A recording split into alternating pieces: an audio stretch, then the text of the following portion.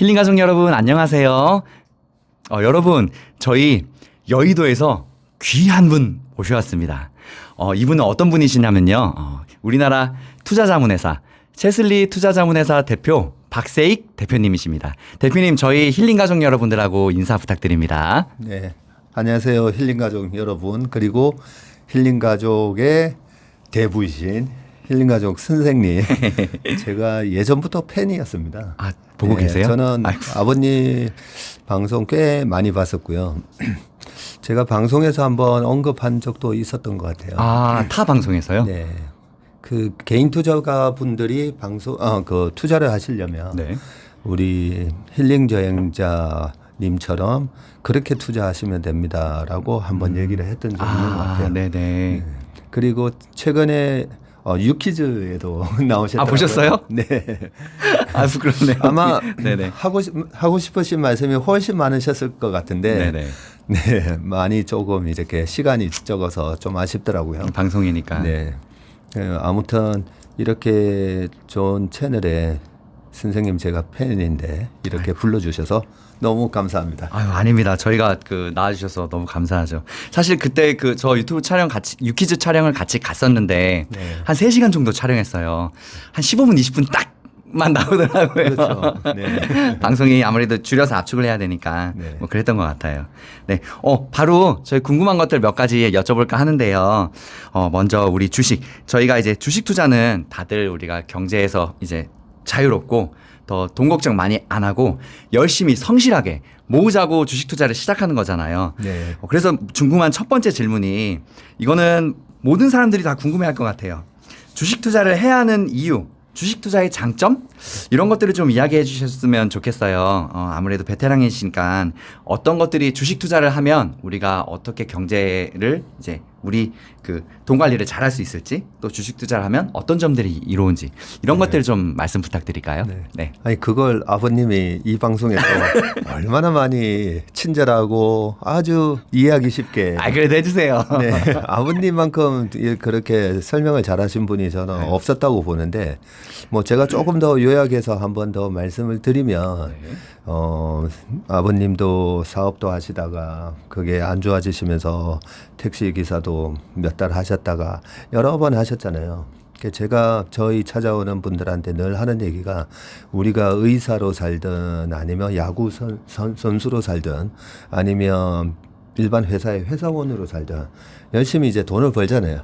그걸 우리가 이제 예전에 칼 마르크스의 뭐 자본론이나 그 전에 이제 아담 스미스의 국부론 뭐 이런 데 보면 모든 생산의 요 마이크의 가치가 얼마일까?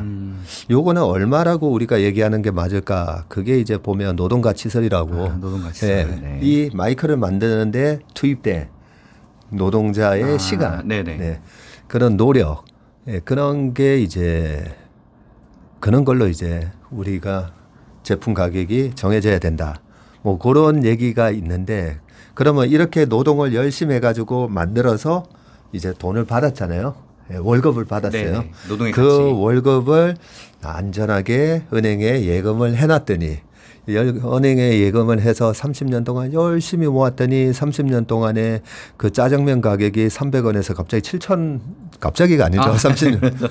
7,000원이 돼버리고. 저 어렸을 때도 1,500원, 2,000원? 그렇죠. 그랬었거든요. 네, 대학생 때까지. 저 어릴 때는 300원이었는데 아, 그렇게 해서 30년 열심히 은행에다가 모았더니 실제로 저희 찾아오신 분 중에 약사분이 너무 억울하다고.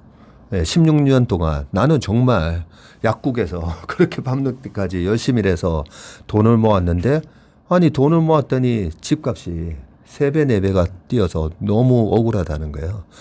그게 정확한 얘기예요. 억울해요. 우리가 노동으로 번 돈을 지켜줘야 되는데, 이게 우리가 모두가 다 아는 그 인플레이션, 물가. 네.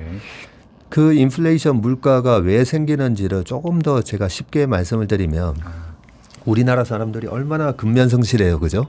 정말 열심히 삼성전자 같은 기업이 탄생하고 현대차 같은 기업이 탄생할 때까지 정주영 회장님부터 이병철 회장님부터 정말 많은 임직원들이 열심히 노력해서 핸드폰을 팔고 차를 팔고 해서 달러를 벌잖아요. 네네. 근데 북한의 김정은, 김정일 거기서 $100짜리를 정교하게 만들 수 있는 위조 지폐 기계를 만들었다고 치자고요. 네네. 그 위조 지폐 기계를 만들어서 우리는 열심히 일해가지고 제품 팔아가지고 서비스 팔아서 거기서 돈을 버는데 $100을 벌었는데 그냥 위조 지폐기로 $100을 찍어서 그 $100로 강남에 빌딩도 사고 자동차도 사고 럭셔리 카도 사고 만약에 그런다고 생각해 보세요.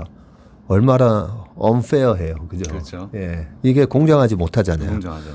그런데 실제로 이런 일이 벌어지고 있다는 거죠. 그러면 그 위조 지폐를 찍듯이 돈을 찍어내는 게 연방준비은행이에요. 네네. 그 연방준비은행이 얼마나 돈을 많이 찍어내면 최근에도 아셨겠지만 코로나 이후에 그죠? 네. 코로나 이후에 우리나라 전체 국내 총생산이 1.7조 달러, 1.8조 달러, 뭐 우리나라 돈으로 2,100조, 200조 이렇게 하는데 최근에 2년 동안에 찍어낸 돈만 하더라도 한 6천조가 돼요. 와. 그냥 네. 위조 지폐기가 아니라 실제 달러인데 실제로 네네. 그렇게 너무 쉽게 돈을 찍어내다 보니까 돈이 계속 많아져요. 돈이 계속 많아져서 우리가 열심히 일한 이 노동의 가치로 그 돈을 모아놨더니 돈의 가치가 계속 네. 툭툭툭툭 떨어지기 때문에 이 돈의 가치가 떨어지는 부분을 어떻게 하면 지킬 수 있을까. 그래서 예금으로는 이 물가를 못 쫓아가잖아요. 그렇죠. 그러면 못 쫓아가죠. 물가를 뛰어넘는 그런 핵심 무량 자산에 우리가 투자를 해야 내가 열심히 일해서 번 돈을 네. 지킬 수가 있다는 거죠. 네. 예, 그런 차원에서 우리가 주식을 해야 되고 부동산하고 주식하고의 차이점이 부동산은 전문이 부동산을 살려니까 저 아직 돈이 없어요. 돈이 없죠 당연히. 덩치가 아무래도. 저도 집 사는 데까지 그 10년 넘게 걸렸어요. 직장 네. 들어가서. 네네. 그런 것처럼 빨리 처음에 하신 겁니다. 10년이시죠. 예, 10년이면 그나마 엄청 빨리 하신 빨라요. 겁니다. 그것도 그 절반 정도를 대출을 끼고 샀으니까 10년 만에 샀지. 네, 네. 그걸 다 돈 벌어서 살려면 아마 평생 못 샀을 거고요. 그런데 그 절반에 대한 4억짜리 집을 샀는데 2억을 어떻게 만드느냐? 주식으로 만들 수 있다는 거죠. 그래서 저는 뭐 작년, 재작년에도 늘 말씀드리지만 우리가 주식을 해야 되는 이유는 우리의 의식주에서 가장 필요한 내 집을 마련하기 위해서 주식 투자를 하는 거고 네.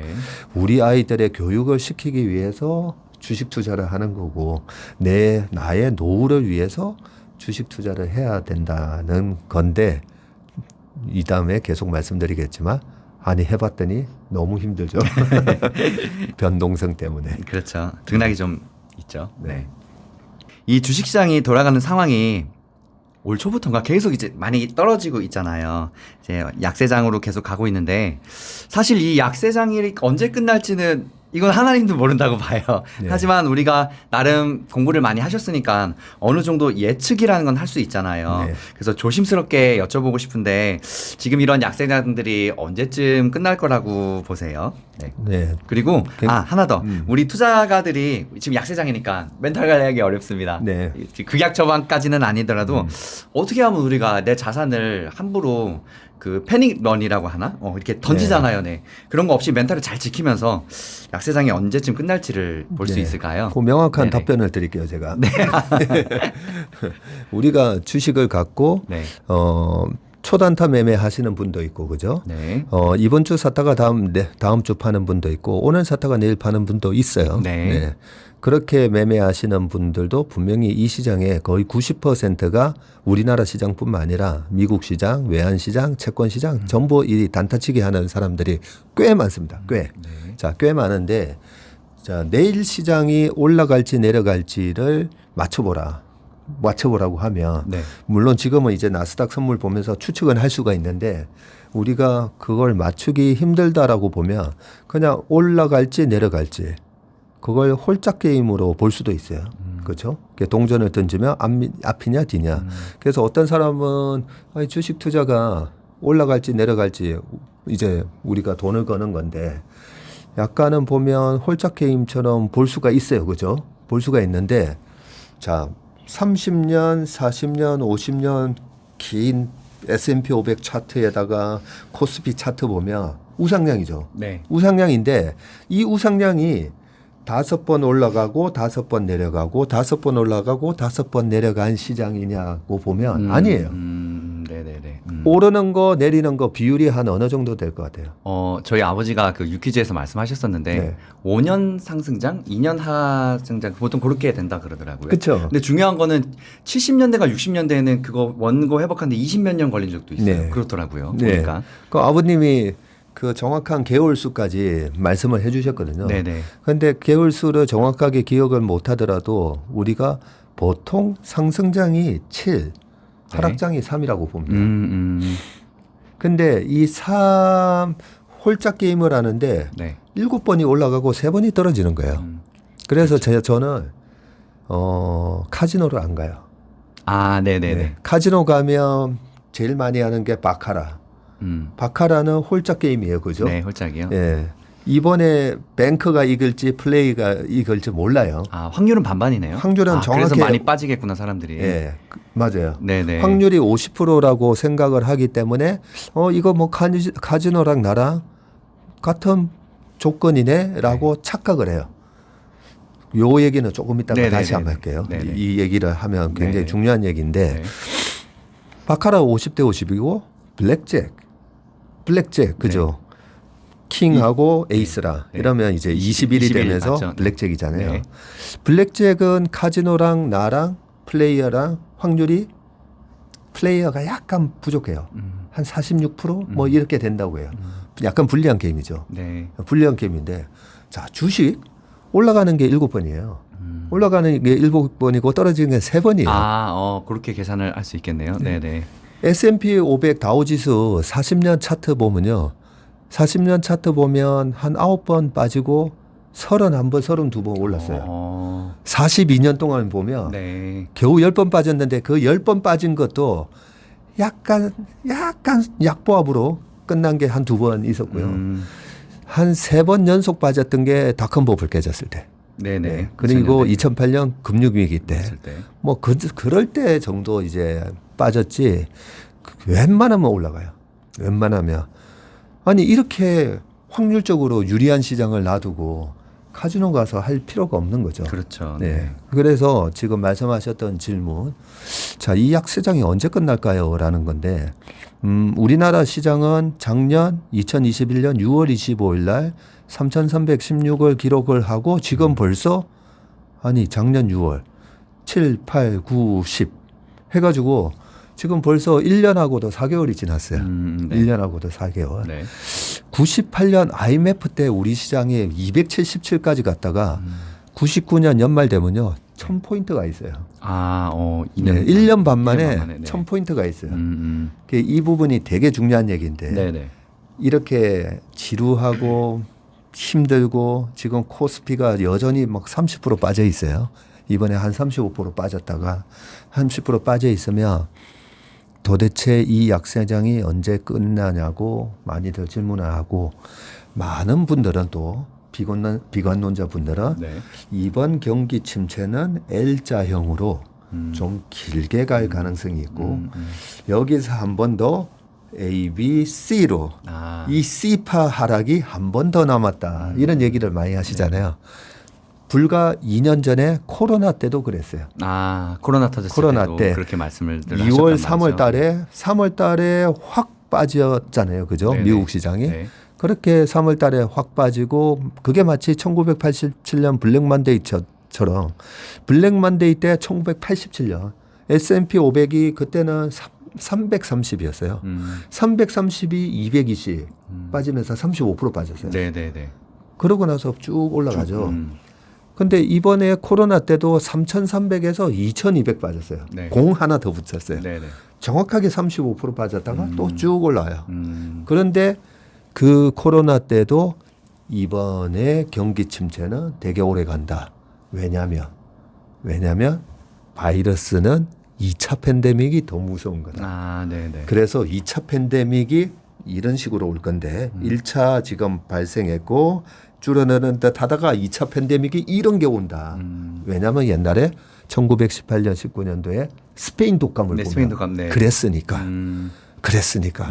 그러면 이번에 2차 팬데믹이 안 왔느냐면 정확하게 그분들 말씀대로 2차 팬데믹이 2020년 11월부터 작년 초까지 이렇게 올라가죠. 맞아요. 우리 막 몇십만 명씩 나올 그죠? 때. 네네. 아니 미국에서 이게 누적인가 30만 명 뭐 이러니까 하루에 100만 명도 하루에 미국은 100만 찍었어요. 미국은요. 네. 그러니까요. 네네. 아니 이게 누적인가 하루치인가 막 다시 봐야 될 정도로 그런데 주가가 엄청 강하게 올라갔어요. 그때 많이 올라갔어요. 맞아요. 네. 그런 걸 보면 우리가 지금도 많이 빠졌으니까 아 여기서 이 하락의 고통이 오랫동안 지속되면 어떡하나. 그리고 여기서 한 번 더 지금까지도 힘들었는데 여기서 한 번 더 그것 때문에 바닥에서 주식을 파는 거예요.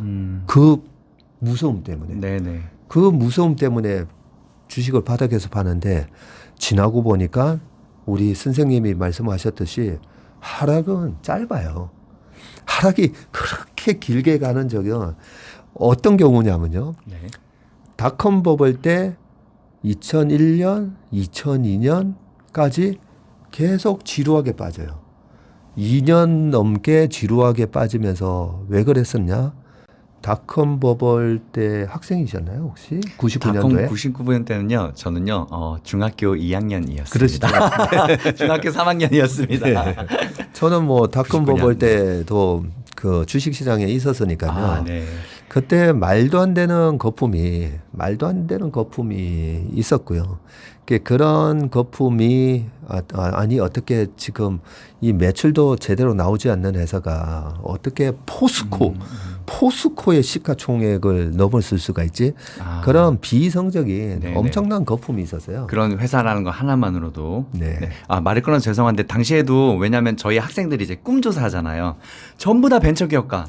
그쵸. 네, 그런 뭐 예를 들어서 우리나라의 네. 안철수님 같은 그런 전부 다 그런 분들이 꿈이었어요. 그렇죠. 10명 중에 9명 남자들은 다 그랬습니다. 맞습니다. 네네네. 그랬던 것처럼 얼마든지 그렇게 부연 설명해 주셔도 되고요. 네. 그랬는데 그 기업들이 엄청난 거품이면 우리 실물 경제에서는 그런 회사들이 생존을 할 수가 없다 보니까 반드시 구조조정이라는 과정을 거쳐야 돼요. 그만큼 더 닷컴 버블 때보다 더 심한 거품이 바로 언제 있었냐면요. 네.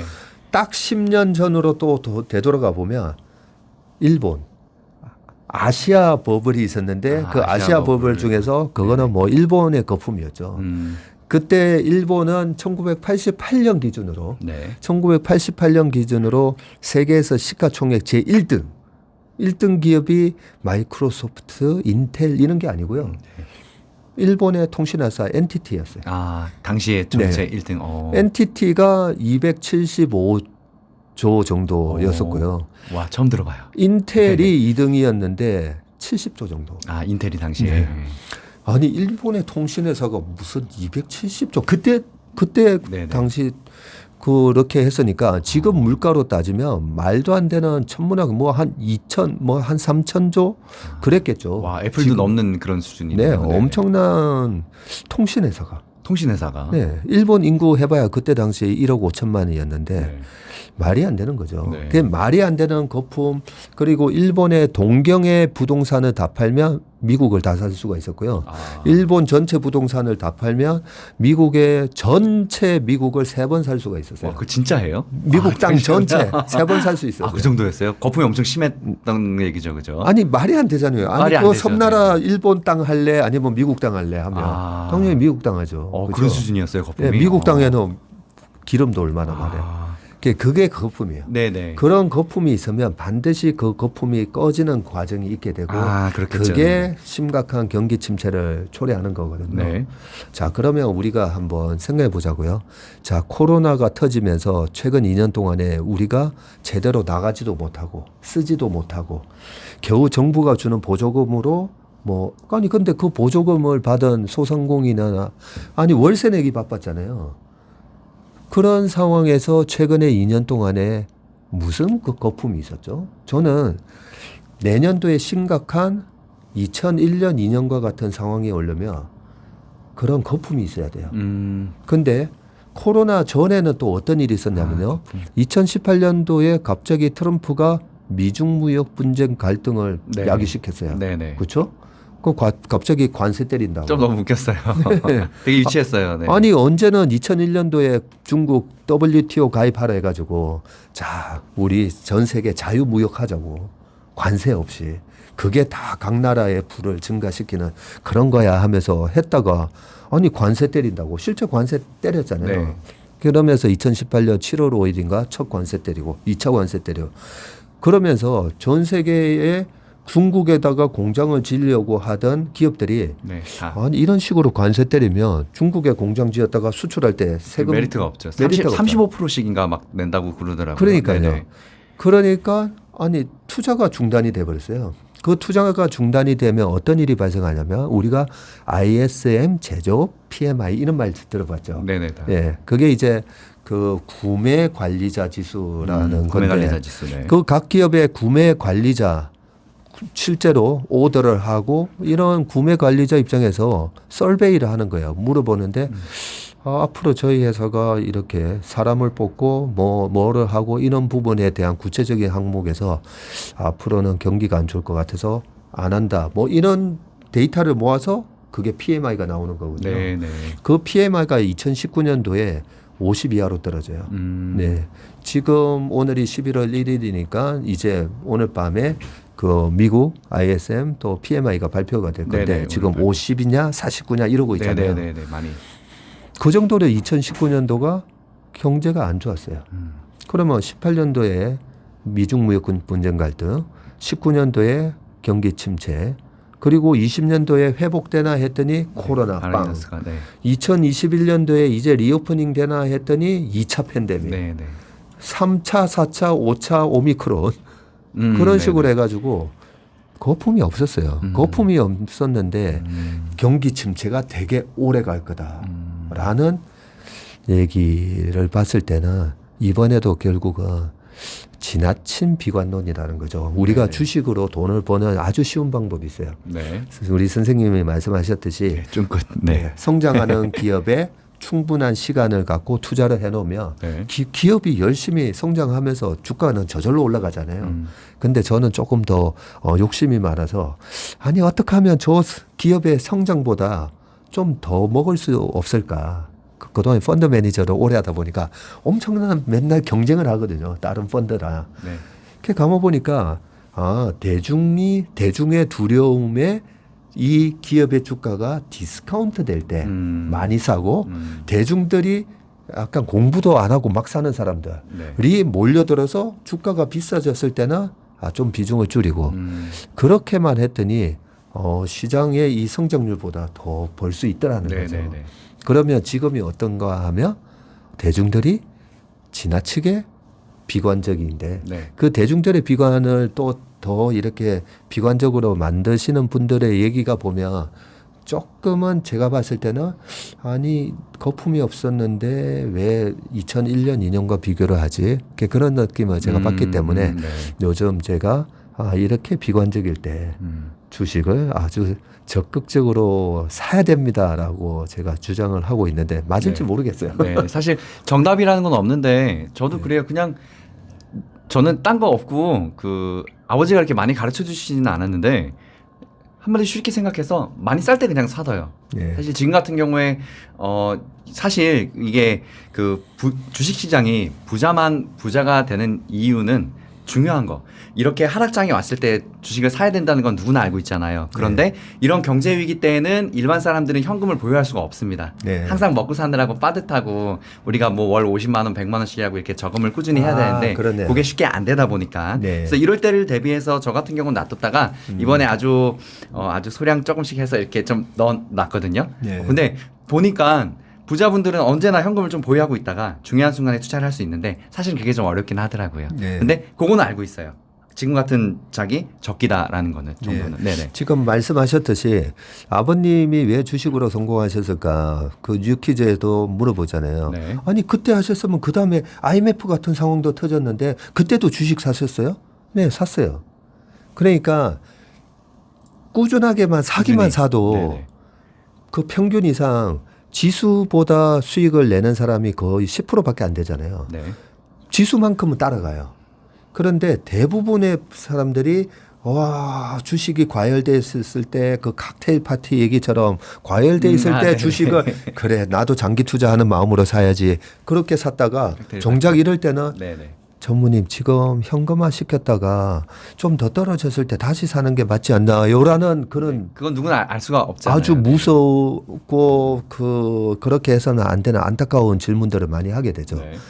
그렇기 때문에 아까 첫 질문에 대한 이제 결론을 말씀드리면 네. 이번에 허를 찌르는 상승이 내년 봄까지 이어진다라고 저는 생각하고 있어요. 네네. 네, 그 상승이 벌써 시작됐다라고 네네. 생각합니다. 아유, 그 좋은 정보 감사합니다. 아니요, 그게 맞는 정보인지는 지나고 네네. 봐야 그렇죠. 할 거예요. 그리고 정답은 없어요. 네. 다만 예측은 할 수 있잖아요. 근데 네네. 그 제가 이렇게 자신 있게 말씀드리는 이유는 어떤 분은 그래요. 아니 뭐 지난달에도 사라 그러고 지지난달에도 사라 그랬는데 아니 봐봐 뭐 올라가지도 않고 싸니까 사라고 말씀드리는 그렇죠. 거예요. 지금 그렇죠? 되게 사기 적게예요. 예, 그건 진짜 왜 맞는 작년에 말이에요.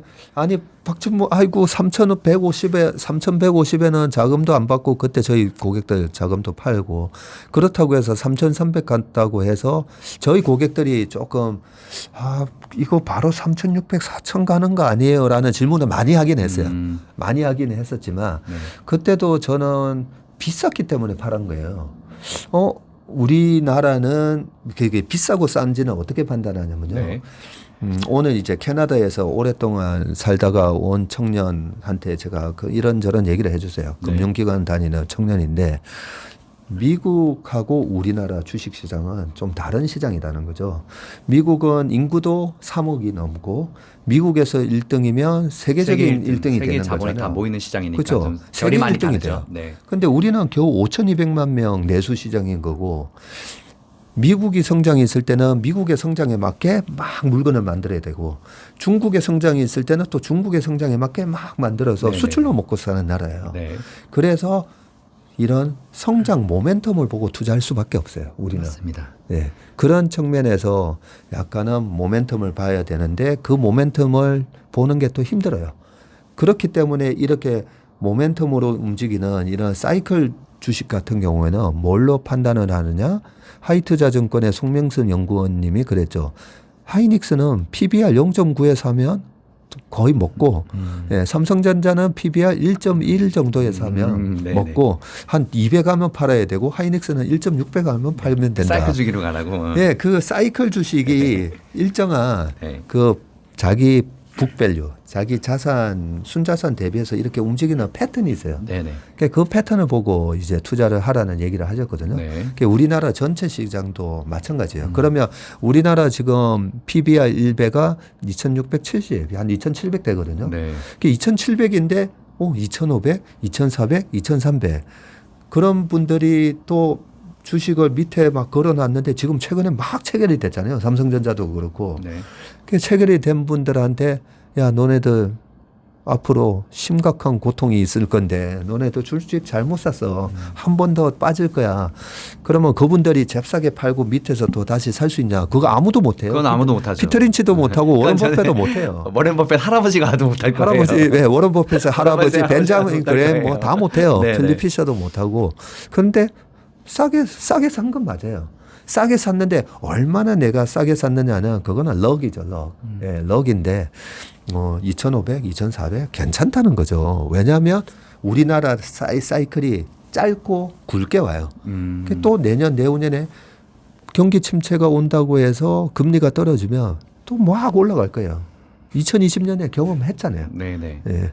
그렇기 때문에 지금 이 하락 조정이 이제는 거의 우리나라 기준으로는 작년 6월부터 벌써 1년 4개월 지났고 미국도 거의 1년 가까이 빠졌기 때문에 이 정도 10개월 빠졌으면 물론 충분해 보이지는 않을 수는 있지만 네네. 미국도 S&P 500이 그러면 15배, 16배? 예, 10년 평균이 뭐 17.7배 정도 나오기 때문에 네. 그 평균 밑에서 사는 거예요. 그 평균 밑에서 사는 거니까 혹시 미국 주식도 지금 사도 되나요? 예, 지금 사야 되는 거죠. 그렇다고 생각합니다. 저도 그 몇 가지를 투자를 하고는 있는데 특히 엔비디아 같은 경우도 보면 지금 사기 3분의 1 가격이잖아요. 그렇죠. 정말 진짜 괜찮을 것 같아요. 예. 더 떨어질 수는 있겠지만 뭐 사놓고 한 몇 년만 있으면 손해 볼 일은 없을 것 같아요. 네. 여기서 이제 좀 우리가 하나 짚고 넘어가야 될 게, 네. 자, 엔비디아 얘기하셨는데, 네. 엔비디아가 가격이 굉장히 착해졌어요. 네. 근데 가격이 왜 착해졌냐면, 불과 이 떨어지기 전에 엔비디아의 PER이 자기가 버는 수익의 수익, 80배에 거래됐어요. 지금 네네네. S&P 500이 16배라 했잖아요. 네네. 이게 16배 정도가 마켓 평균인데, 네. 80배. 좀 많이 한 회사예요. 좀 맞아요. 오버한 거죠. 네네네. 많이 오버했잖아요. 오버했어요. 네네. 오버했는데 지금 이제 30배 정도까지 떨어졌어요. 떨어졌는데 여기서 이제 우리가 자, 엔비디아 같은 회사가 그러면 80배를 받았다는 얘기는 경쟁자가 없어서 그런 거잖아요. 그렇죠. 독과점 독보. 기업이기 때문에 네, 말 그대로 네, 따라갈 수가 없으니까 독과점적이고 기술이. 네. 독보적이니까. 네네. 그러면 내년 내후년에도 이 독보적인 지위가 유지될 수 있는지 우리가 이걸 항상 체크해야 돼요. 그 주식은 두 가지를 보고 투자를 하는 건데요. 네. 밸류에이션. 네. 근데 이 미래의 밸류에이션이 근데 바뀔 수가 있죠. 그렇겠죠. 네. 예, 밸류에이션을 보고 싸게 샀어요. 근데 싸게 샀다고 했는데 계속 떨어지는 주식이잖아요. 뭐 다우에 편입돼 있다가 이제 탈락한 GE 같은 회사도 있고, 그다음에 뭐 AMC 같은 그런 극장 체인. 네네네. 극장. 네, 네. 요즘 밈스탁으로 많이 됐죠. 네네. 우리나라에도 보면 CJ, CGV. 네. 그러면 이런 회사들이 많이 빠졌어. 밸류에이션이 과거에 비해서는 싸졌네. 근데 살려고 딱 할 때 생각을 해봐야 된다는 거죠. 경쟁 구도가 유지되고 있는가. 그러면 2004년부터 2011년까지 그 CJ, CGV 주식이 아주 뭐 단단하게 올랐어요. 그때 제가 뭐 CJ, CGV 주식을 갖다가 막 노래를 부르고 다녔던 이유가 옛날에는 우리가 영화를 어디서 봤냐면요. 네. 종로극장, 네, 서울극장, 네, 대한극장, 네네. 뭐 부산에는 뭐 부산극장, 무슨 어디 무슨 서명극장, 네. 다 그 동네 유지분들이 하는 극장이 있었어요. 네. 근데 CJ, CGV가 들어오면서 멀티플렉스, 메가 또 메가박스 다 먹었어요. 다 그냥 없애버렸잖아요. 네, 다 먹었어요, 그냥. 그게 우리 어릴 때 그냥 재래시장이 마트 네. 이런 걸로 대체가 됐듯이 네. 그러면서 극장들을 재래극장을 다 죽여가면서 계속 고성장하더라고요. 그래서 그때 옛날에는 막 노래를 불렀어요. CJ, CGV. 예. 그렇게 해서 주가가 거의 뭐 한 20배 이상 올랐다가 홈시애터 얘기가 나오면서 집에서 홈시애터로 이거 근데 그때만 하더라도 아니 홈시애터 내가 극장을 가서 볼까 아니면 집에서 이래 볼까 집에서 보는 맛은 조금 떨어지긴 네네. 하잖아요. 그리고 홈시애터의 가장 큰 단점은 뭐냐면 개봉 영화를 볼 수가 없어요. 그랬었죠. 당시 예. 초창기에는. 예, 그래서 홈시애터가 멀티플렉스를 위협하지는 않을 거다라는 생각을 했어요. 네. 그런데 넷플릭스는 그렇죠. 아니 무슨 영화보다도 더 재밌는 드라마가 영화처럼 막 나오잖아요. 또 핸드폰으로. 네, 버스 타고 핸드폰으로 보면서. 맞아요. 네. 핸드폰으로도 볼 수가 있고 그리고 우리가 편하게 이제 뭐 에어팟을 끼고 본다든지 너무 이제 편해졌어요. 그런 것들을 보면서 이제 소비의 패턴이 영화를 보면서 가는 소비의 패턴이 넷플릭스라는 엄청난 무서운 경쟁자가 탄생했구나. 그러면 이제 아무리 주가가 떨어져도 관심 종목에서 삭제를 해야 돼요. 죄송합니다. CJ, CGV 들고 계신 분들한테는 죄송한데. 괜찮습니다. 네. 그렇게 이제 우리가 미래의 기업 가치가 변하는 거를 어떻게 우리가 좀 쉽게 알 수 있는가는 경쟁 구도를 항상 체크해야 된다. 네네 맞습니다. 네. 저도 제 경험에 의하면 한 몇 달 전에 넷플릭스가 실적 발표하고 하루 만에 20%인가 30%확 빠진 적이 있었어요. 네. 이게 대장주긴 한데 이런 독과점 기업도 경쟁을 통해서 충분히 한 방에도 떨어질 수 있다는 거. 그런 것도 생각을 또 해야겠더라고요. 그러니까요. 독과점 기업에 투자할 때도요. 네, 네네. 맞습니다.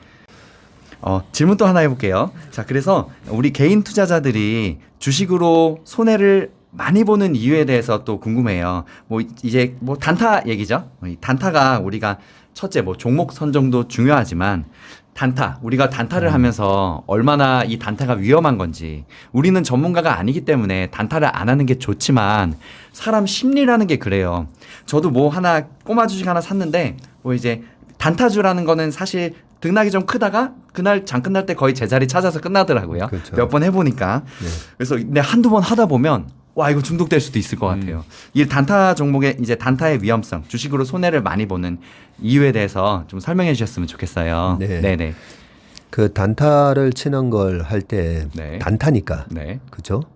단타니까 공부를 많이 안 하고 하는 거잖아요. 그냥 시세의 흐름 보고 하는 거잖아요. 그렇죠? 네네. 네. 종목에 대해서도 잘 모르고. 네, 종목에 그냥. 대해서도 잘 모르고 네네. 왜 우리는 단타 매매를 하게 되는지 제가 설명을 드릴게요. 네. 우리가 카드를 친다고 가정을 했을 때 네. 포카드 그죠? 네네. 네. 그러면 포카드를 친다고 했을 때 이제 원 페어가 있어요. 그죠? 네. 똑같은 숫자 두 개. 두 개. 근데 원 페어 가지고 먹기 힘들어요. 그렇죠. 투 페어 똑같은 숫자 2, 2, 3, 4. 근데 투 페어로 먹기도 힘들어요. 그렇죠. 근데 에이스 두 장을 쥐고 있고 1, 1, 10, 10. 그러면 그나마 투 페어 중에서는 제일 높으니까 네. 먹기 쉬워요. 약간. 그 다음으로 먹을 수 있는 게 스트레이트 같은 숫자 세 개. 5개. 아 스트레이트 네네네. 네, 5개가 있어야죠. 트리플보다 총 7장 중에 네네네네. 1, 2, 3, 4, 5개가 네. 예, 있어야 되고 그 다음이 이제 무늬가 똑같은 거 5장 뭐 이런 식이에요. 네네. 자, 확률적으로 이제 올라가면수록 이제 낮기 때문에 먹기가 쉬운데 우리가 카드를 치다 보면 원 페어를 이제 딱 펴놓고 이제 세 장의 카드는 숨기고 있잖아요. 네. 숨기고 있는데 우리가 뻥카라고 들어보셨죠? 네네. 네. 타자에서 고니가 하는. 네. 딱 두 장 원페어를 깔아놓고 네. 막 질러요. 네. 받고 그러면 저는 뭐 1억 더 쫄리면 돼지시던가. 많이 해보신 것 같은데. 우장하설입니다. 네네. 그러면 이제 상대방이 도대체 이 세 장에 뭐가 들어있는지 모르니까 그 투페어, 원페어를 깔아놓은 걸 보면서 아 저기는 저 세 장이 에이스 세 장일 수도 있어. 그러면서 이제 죽잖아요. 자 그러고 이제 원페어로 뻥카져서 이제 따따치자고요. 네. 그러면 에이스 세 장 되고 원페어 들고 돈을 따는 거라 소위 말해서 뻥카 원페어로 돈을 따는 거라 어느 게 더 짜릿해요. 당연히 뻥카가 훨씬 짜릿해요. 그죠? 뻥카가 훨씬 짜릿해요. 네네 맞습니다. 그래서 제가 이제 우리 업계 이제 펀드 매니저들하고 뭐 카드 좋아하는 데서 제가 가서 한번 카드 치는 거 이렇게 구경도 하고 네. 같이도 쳐보고 이래 하거든요. 네. 그 사람 성향이 어떤가 보려면 뻥카를 좋아하는 사람은 결국은 3시간 4시간 지나고 나잖아요. 30분은 딸 수는 있어요. 근데 3시간 5시간 딱 지나고 나면 100전 100패예요. 뻥카를 자주 치는 사람은. 인간이기 때문에 근데 컨트롤할 수가 없으니까. 제일 얄밉게 치는 사람이 패 좋을 때만 치는 사람이에요. 패 좋을 때만. 네네. 너무 얄밉죠. 아니 패가 안 좋을 때 내가 스트레이트를 들고 있고 저 사람이 원페어로 뻥카를 쳐야 내가 먹을 건데 저 사람이 원페어 잡으면 죽어버리니까. 그래서 우리가 고스톱 칠 때 연사 제도가 있잖아요.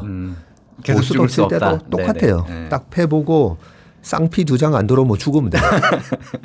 고스톱 추석이나 명절 때 내려가지고 네.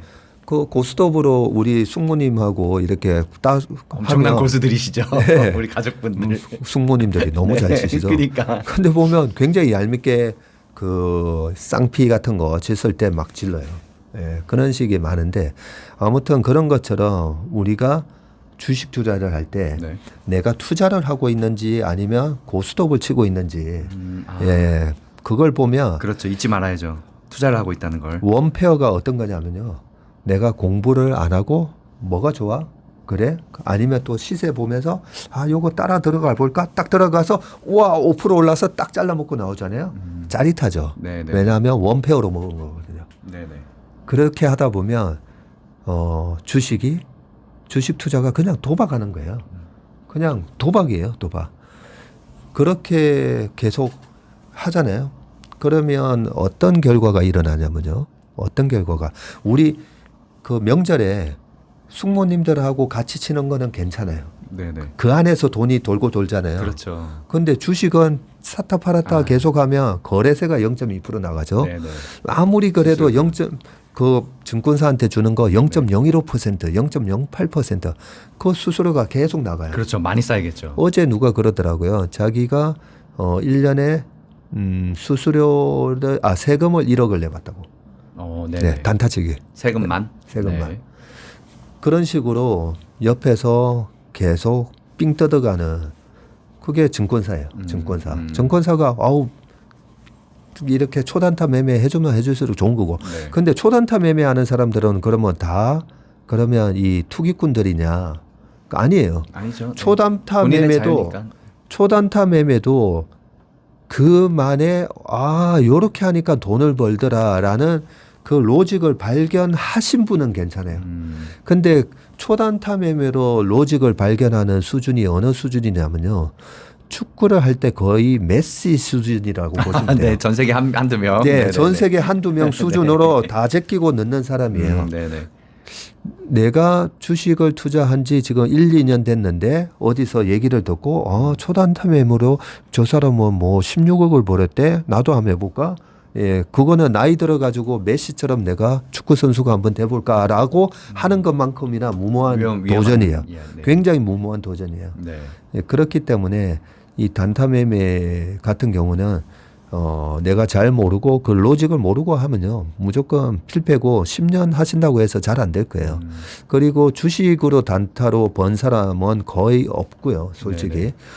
파생은 그 거래 수수료나 이런 게 좀 작기 때문에 파생으로는 가능하지만 파생은 또 레버리지가 엄청 커서 네네, 그렇죠. 순식간에 그냥 네네, 꽝이 맞아요. 돼요. 꽝. 순식간에 내 계좌가 그냥 빵이 된다고 보면 돼요. 네. 그런 부분이 있고 그다음에 아까 처음에 말씀드렸던 거 길게 보면 7번 올라가고 3번 떨어지는 거예요. 네.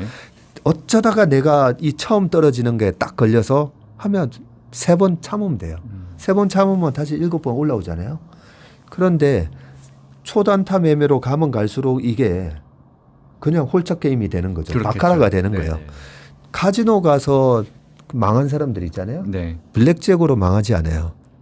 카지노에서 도박병 걸려서 망하는 네. 사람은 전부 다 바카라로 망해요. 헐짝 50대 50으로. 50대 50이니까 네. 뭐야 내가 불리하지 않다라고 자꾸 희망을 생각해서 갖게 되는. 네. 네네. 거기서 하게 되는데 아까 제가 이 바카라 얘기를 해드린다 했는데 네. 50대 50에 여기에 엄청난 확률적 오류가 있어요. 네. 똑같이 50대 50이에요. 플레이어냐 뱅커냐에 내가 거는 거예요. 네. 정확하게 50대 50이에요. 근데 왜 망할 것 같아요? 글쎄요. 확률이 50%인데. 50%인데. 그러네요. 그죠? 근데 그 확률에 다른 걸 또 이제 이쪽이 갖고 있나요, 딜러가? 물론 거기에 보면 네네. 뭐 이상한 거 배팅하게끔 꼬시는 게 뭐 하나 네. 있더라고요. 네. 뭐더라? 색깔로 뭐 배팅하겠던가. 근데 그걸 안 하고 그냥 무조건 홀짝만 하더라도 여기서 패가망신한 사람이 전 세계에서 수십만 명이에요. 50대 50인데 왜? 왜 그럴까? 네. 왜 그럴까요? 글쎄요. 이 부분은 말씀드릴게요. 우리가 초등학교 때 이미 배웠어요. 동전을 던지면 네. 50%. 네. 자, 동전을 던져서 앞. 두 번째 던져서도 앞. 세 번째 동전을 10번을 던졌는데 10번 앞이 나올 수 있나요? 없나요? 2의 2승. 네네네. 쉽지 않죠. 쉽지는 않은데 나올 수 있죠. 나올 수는 있겠죠. 동전은- 1000번 던지면. 동전을 확률적으로. 20번 던져서 네네. 20번 연속 나올 수가 있냐? 나올 수 있어요. 나올 수는 있죠. 네. 근데 확률이 4천몇 번. 네. 그래서 우리가 그러네요. 네, 이해했습니다. 이제 초등학교에서 이제 중학교로 넘어가면 정규 분포라는 걸 배우잖아요. 네. 정규 normal distribution이라고 하고 네. 정규 분포가 있어요. 동전을 계속 1000번, 200, 2000번 던지면 정확하게 이렇게 종 모양으로 딱 normal distribution이 돼요. 네네. 그죠? 그런데 여기에 해당되는 요 낮은 요게 뭐냐면요. 앞만 15번 나온 거예요. 그리고 뒤만 15번 나온 거예요. 네네. 네. 확률적으로. 이런 게 나온다. 완전히 이해했습니다. 그걸 뭐라고 그러냐면 네. 요걸 테일이라고 그래요. 꼬리. 꼬리. 네네. 예. 그리고 꼬리. 이렇게 나오기 힘든 확률이 나오는 걸 우리가 테일 리스크라고 그래요. 테일 리스크. 네. 그게 테일 리스크예요. 네네네. 꼬리 들어봤습니다. 위험이라고. 네네. 예. 그러면 이 그것도 테일 좋구나. 리스크가 발생을 했을 때 플레이어가 망하는 거예요. 왜냐하면 플레이의 돈은 제한적이니까. 네. 그러면 제가 500만 원을 들고 카지노를 갔어요. 5천 원씩, 만 원씩 하다가 열받아서 뭐야 5번 연속 계속 그렇지. 안만 나오네. 사람이니까. 그러면 내가 5번 연속해서 5만 원 잃었으니까 이번에 내가 5만 원을 배팅을 해서 맞으면 한 방에 회복이 되잖아요. 근데 여섯 번째도 또 압박이 나왔네. 그러면 10만 원 잃었죠. 그래? 10만 원 있으니까 또 10만 원 배팅하지. 점점 더 감정적으로 예. 가는 거죠. 그리고 또 그다음에 20만 원, 그다음에 40만 원, 그다음에 80만 원 하다가 네. 그게 연속으로 나오는 이 테일 리스크에서 플레이어는 버스트가 되는 거고요. 근데 카지노는 누군가가 계속 앞만 해가지고 10번 다 맞았어요. 카지노가 버스트 되느냐? 안 돼요. 카지노는 돈을 많으니까. 그렇죠. 그래서 이 확률 게임에서 카지노는 영원히 플레이를 할 수가 있어요. 그렇죠. 네. 근데 플레이어는 자기가 영원하지 못하다는 걸 모르고 해요. 그렇죠. 모르고 해서 맞습니다. 수많은 사람들이 이 50대 50의 이 확률에서 망하는 거예요. 그렇겠네요. 아, 그러면 완전히 주식을 한번 생각해 보자고요. 네. 주식으로 돌아와서 주식으로 풀어보면 이 단타치기를 하면 할수록 이 확률이 50대 50이 아니라 정말 지는 게임을 하는 거예요. 그러니까 너무 안타깝죠. 예. 그러네요. 그 비율로 지금 얘기해 주신 거 보니까 완전 그러네요. 네, 그냥 계속하면 할수록 제가 정말 실제 사례를 말씀드리면 네. 500억으로 주식을 하시는 분이 재작년에 저한테 찾아와서 네. 주식하다가 100억 남았다는 거예요. 아, 근데 그분이 매일 매매를 해요. 매일 매일 사고 팔고 매매를 매일, 해서 네네네. 1년에 수수료만 5억을 내요. 그래서 제가 보니까 와 1년에 수수료만 5억 내셨으면 세금도 5억 냈었을 거예요. 아, 그렇겠죠. 거래세도. 네네, 거래세. 네. 그렇게 10억이 넘는 돈을 매매 비용으로 날리면서 열심히 매매를 하시고 제가 그렇게 하시면 안 됩니다라고 했는데 이미 이제 굳어져 버리셨어요. 그러고 나서 한 6개월 작년 초에 전화 오셔서 100억이 40억이 됐다는 거예요. 또 그세요? 네. 네. 근데 그거는 내가 지는 게임을 하고 있는지 이기는 게임을 하고 있는지 저는 그런 부분에 있어서는 좀 영리해요. 저는 네. 제가 다른 거나 뭐 이렇게 뭐 영악하게 막 머리가 좋거나 뭐 그런 거는 없는데 그냥 내가 유리한 게임을 하느냐 불리한 게임을 하느냐 그것만 알면 되는데 3년 기준으로 보면 무조건 그냥 3년 5년으로 보면 올라가는 게 7번 떨어지는 게 3번이에요. 그래서 제가 그런 얘기 많이 하죠. 저는 쇼플레이 안 한다고. 네, 떨어지는 거 배팅 안 한다고. 네네네. 첫 번째는 아니 남들이 고통스러울 때는 저는 같이 좀 아파줘야 된다 생각해요. 예, 정말 떨어지는 장에 나는 하나도 안 터졌지롱 하고 올라가는 장에 먹고 네네. 그런 사람은 없어요. 일단은 그런 사람 전혀 없고요. 네. 근데 올라가는 거에 배팅을 늘 하다 보면 최근에 아유 무릎인 줄 알았는데 이건 뭐야? 내가 허벅지에서 샀네. 지금 이럴 거 있어요. 그렇죠. 떨어지는데 네. 더 떨어지고 같이 막 좀 아파도 하고. 근데 뭐 1년, 2년만 지나면 이거 다 회복해서 다시 어깨 올라갈 거니까.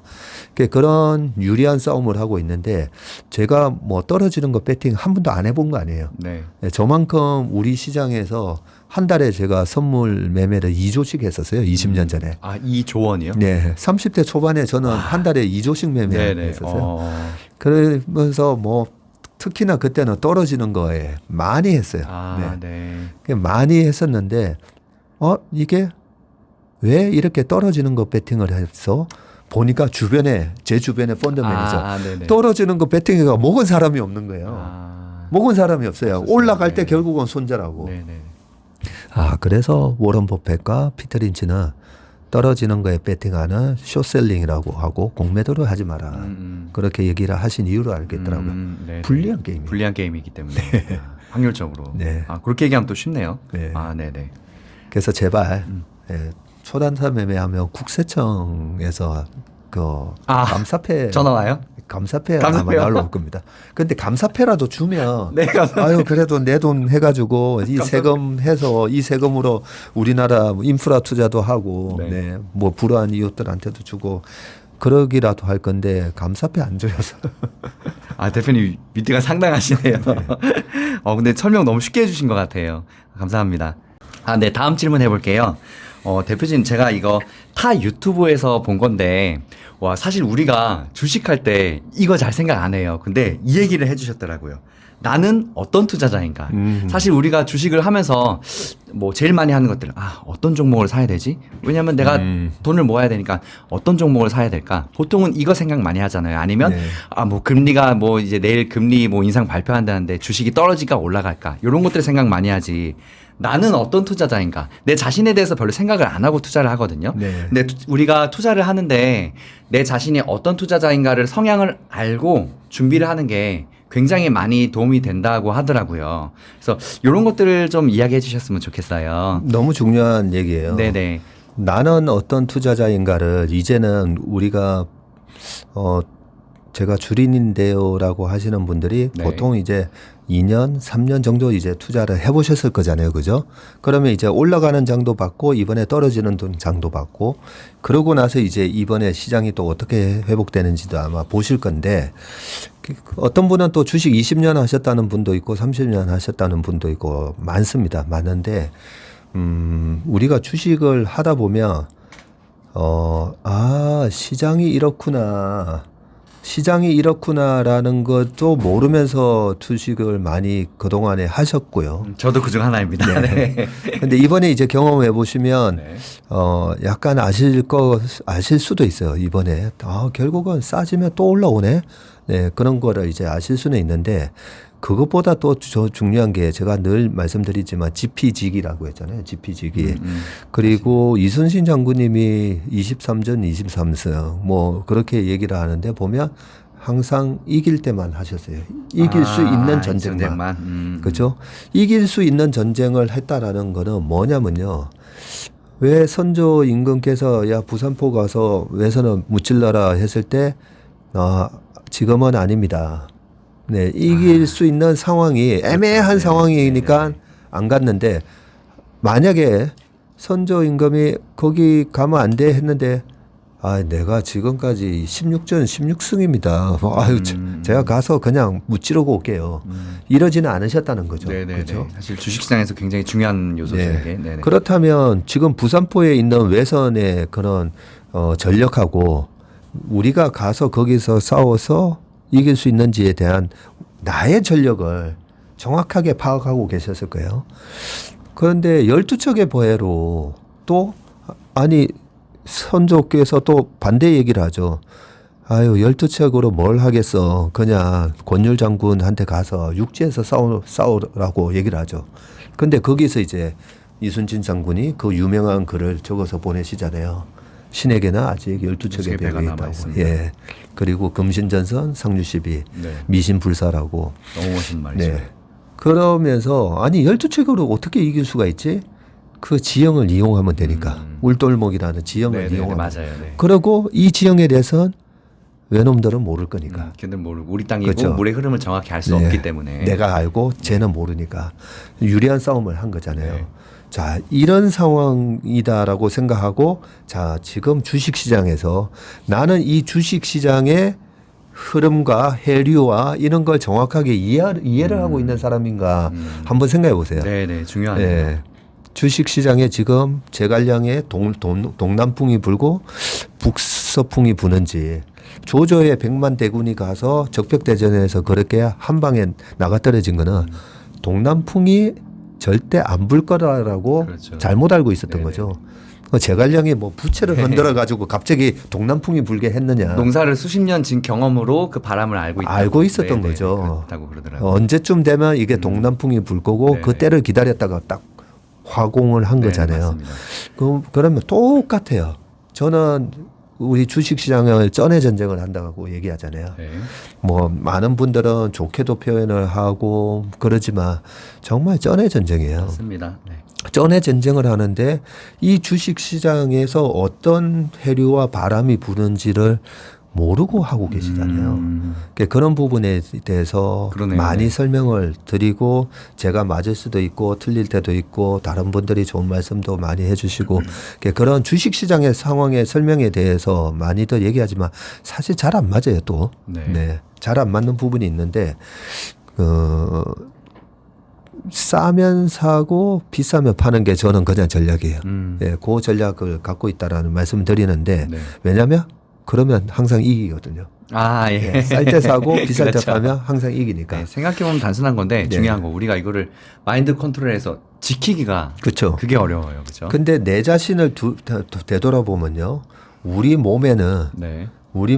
이 동물적 본능 때문에 절대 위험한 상황에서 나서기가 힘들게 돼 있어요. 그거는 불이 났을 때 도망가고 홍수가 나면 도망가고 900만 년 동안 우리 몸에 내재져 있는 네. 그 동물적 본능이 뿌리 깊게 박혀 있기 때문에 두려울 때 앞으로 나서는 거는 절대 힘들어요. 근데 주식 시장은 존 템플턴 얘기대로 나는 이 세상에서 제일 비관적인 시장을 찾아다닌다. 말이 이상하잖아요. 비관적인 시장에서 도망 나와야 되는 거 아니에요? 네. 근데 나는 이 세상에서 제일 비관적인 시장을 찾아다닌다. 그러면 그분이 그 말을 정말 실천했느냐? 우리나라 IMF 때 투자했어요. 1998년에. 아, 네네. 그러니까 가장 비관적일 때 우리 시장에 들어와 가지고 800% 수익 내고 나왔어요. 네. 삼성전자 말로만 듣던 6,700원 시절에요. 네. 네. 그런 식으로 동물적 본능을 이겨내야 돼요. 음. 그 이겨낼 수 있는 나는 그런 성격과 적성을 갖고 있느냐? 그러면 모든 사람은 그걸 이겨내기가 힘든데 네. 여러 가지 나만의 원칙을 세워서 규칙을 세워서 이겨내는 거예요. 자, 그러면 아침에 늦잠 자고 싶잖아요. 네. 예, 근데 나는 새벽 4시 반에 뭐 선생님 새벽 4시쯤 일어나시는 아, 맞아요. 네. 그 미국장이 5시에 끝나니까 그쵸? 끝나기 전부터 일어나서 지켜보시고 지켜보시고. 그다음에 하시고 이제 그 영상 만들어서 한 7시쯤 보통 올리시더라고요. 예. 네네. 대부분은 성공하신 분들은 그렇게 새벽에 많이 일어나시는데 네네. 하기 힘들어요. 힘들죠. 왜냐면 그렇죠? 젊은 사람도 아침에 일찍 일어나는 거 힘든데 네. 와 진짜 일찍 일어나시더라고요 보니까. 또 나이 들어서 이래 건강을 유지하는 것도 힘들어요. 네. 왜냐하면 먹고 싶은 거 참고 그죠? 달콤한 거 참고 술도 참고. 네, 술도 참고 여러 가지 참아야 될 것 많아요. 네. 그렇게 해야 우리가 이 동물적 본능을 이겨내는 거고요. 제가 이제 펀드 매니저들을 뽑는 원칙이 있어요. 네. 저는 뭐 학벌이라든지 나라 뭐 아무것도 안 봐요. 지역 뭐 아무것도 안 봐요. 근데 열정이 있는가 보고 저 사람이 자기 스스로 매니지먼트, 자기 관리를 할 줄 아는가. 저는 자기 관리와 열정을 봐요. 자기 관리가 왜 중요하냐면 자기 관리가 되는 사람이 야만 이 주식 시장의 이 공포스러운 국면에서 나는 여기서 투자를 하고 모두가 다 막 낙관적이고 흥청망청할 때 나는 먼저 집에 갈게. 네네. 일어날 수 있는 사람이거든요. 그래서 내가 자기 관리가 잘 되는 사람인가? 혹시라도 이 방송을 보시는 분들이 나는 솔직히 자기 관리가 너무 안 돼 하면 주식을 좀 중단하시는 것도 방법이에요. 아 그렇겠네요. 네. 그렇죠? 네, 그런 의미에서 나 자신은 어떤 사람인가. 근데 대부분은 나 자신이 어떤 사람인지 모르고 무슨 정보 없어요? 예, 뭐가 올라가요?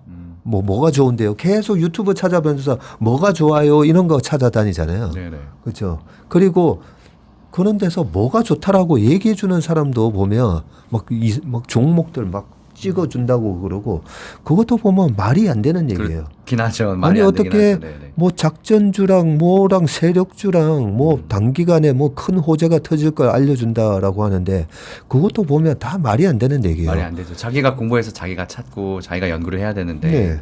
요즘은요 시장에 알려지지 않은 무슨 계약건이 있다라는 걸 미리 알고 투자를 하는 거 그걸 내부자 정보 매매라고 해서 네네. 그거 다 잡혀가요. 잡혀가죠. 네네. 그리고 세력주 시세를 억지로 이렇게 인위적으로 올리잖아요. 그거는 시세 조정이라고 해서 다 네. 잡혀가요. 그또 전화 오잖아요. 네. 금감원에. 네. 금감원에서 전화 이 주식을 오고. 샀어요 하고 전화 오고. 네. 그렇기 때문에 이런 거에 있을 수가 없어요. 있을 수가 없는 걸 마치 있는 것처럼 막 꼬드기는 거에 나는 그런 거에 이렇게 막 유혹을 받고 투자하는 사람인가. 네. 그런 부분 나 자신부터 돌아보셔야 돼요. 나 자신부터. 그리고 아까 이제 초단타 매매 같은 경우로 또 한번 네. 해보자고요. 네. 스타일이 다를 수가 있으니까. 스타일이. 사람마다 성격이 네. 다르니까요. 네. 주식으로 돈 번 많은 분들을 보면요. 스타일이 달라요. 그래서 어떤 스타일만이 이거의 주식의 정도다. 이건 아니에요. 네. 그게 어떤 식이냐면 옛날에 일본의 그 이치로라는 선수가 있었잖아요. 네, 되게 유명했잖아요. 네, 시애틀 가서도 그 올해 선수상도 아마 했던 것 같아요. 진짜 잘했어요. 어떻게 저렇게 미국 시장에 가서도 메이저리그에서도 저 사람이 3할 타율을 유지할까 봤더니 되게 부러웠어요. 이치로 잘할 때. 왼쪽 타자인데 웬만한 거 내야 땅볼인데 네. 발이 너무 빨라. 발이 빠르니까 다 지나가 그냥. 내야 땅볼인데 딱 던지면 이미 일루가 있어요. 맞아요. 예, 진짜 빨랐어요. 그죠? 우리나라에 그런 선수가 없어서 되게 부러웠었어요. 네, 그래서 제가 단타로 돈 버는 사람이 있어요. 예, 메시 같은 사람이 있고 이찌로 같은 사람이 있어요. 근데 내가 이찌로인지를 한번 그렇지. 생각을 해보시라는 거죠. 네, 정확한 얘기네요. 네, 내가 정말 그렇게 발이 빠른 사람인지 생각을 해보시고 그게 아니다 하면 이찌로를 흉내내면서 나는 번트되고 뛰어가다 보면 타율이 한 1할 나올 거예요. 그죠? 예, 그렇게 나에 대해서 많은 공부를 해봐야 돼요. 나에 대해서. 그래서 한 3년, 5년 주식을 하다 보면 저도 제 나름대로의 스타일을 찾았어요. 네.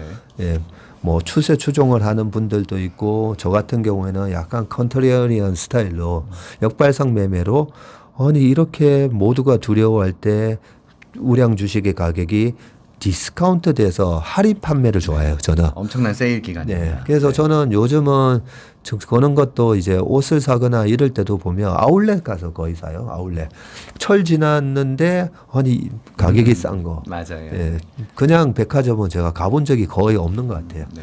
그 스타일이 있는 거예요. 스타일이. 네. 그냥 백화점에 신상 사시는 분도 괜찮아요. 괜찮은데 내 스타일이 어떤 사람인가 그 부분을 잘 정립해서 나만의 투자 스타일을 정립을 하는 걸 한번 목표로 해보셨으면 좋을 것 같아요. 아, 좋은 얘기입니다.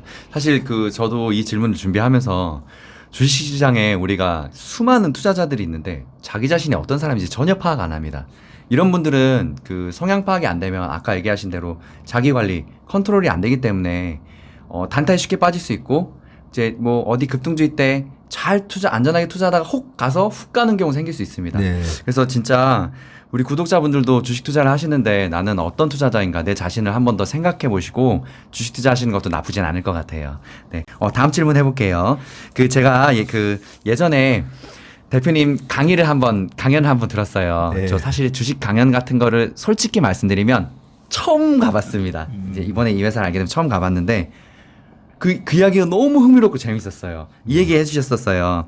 인류의 역사 중에 전쟁과 주식시장과의 상관관계에 대해서 이제 뭐 자료 화면 떠갖고 얘기해 주셨는데 이 얘기 너무 흥미진진하고 재밌더라고요. 그래서 저희 구독자분들한테도 이 얘기를 좀 해주셨으면 해요. 네. 네네.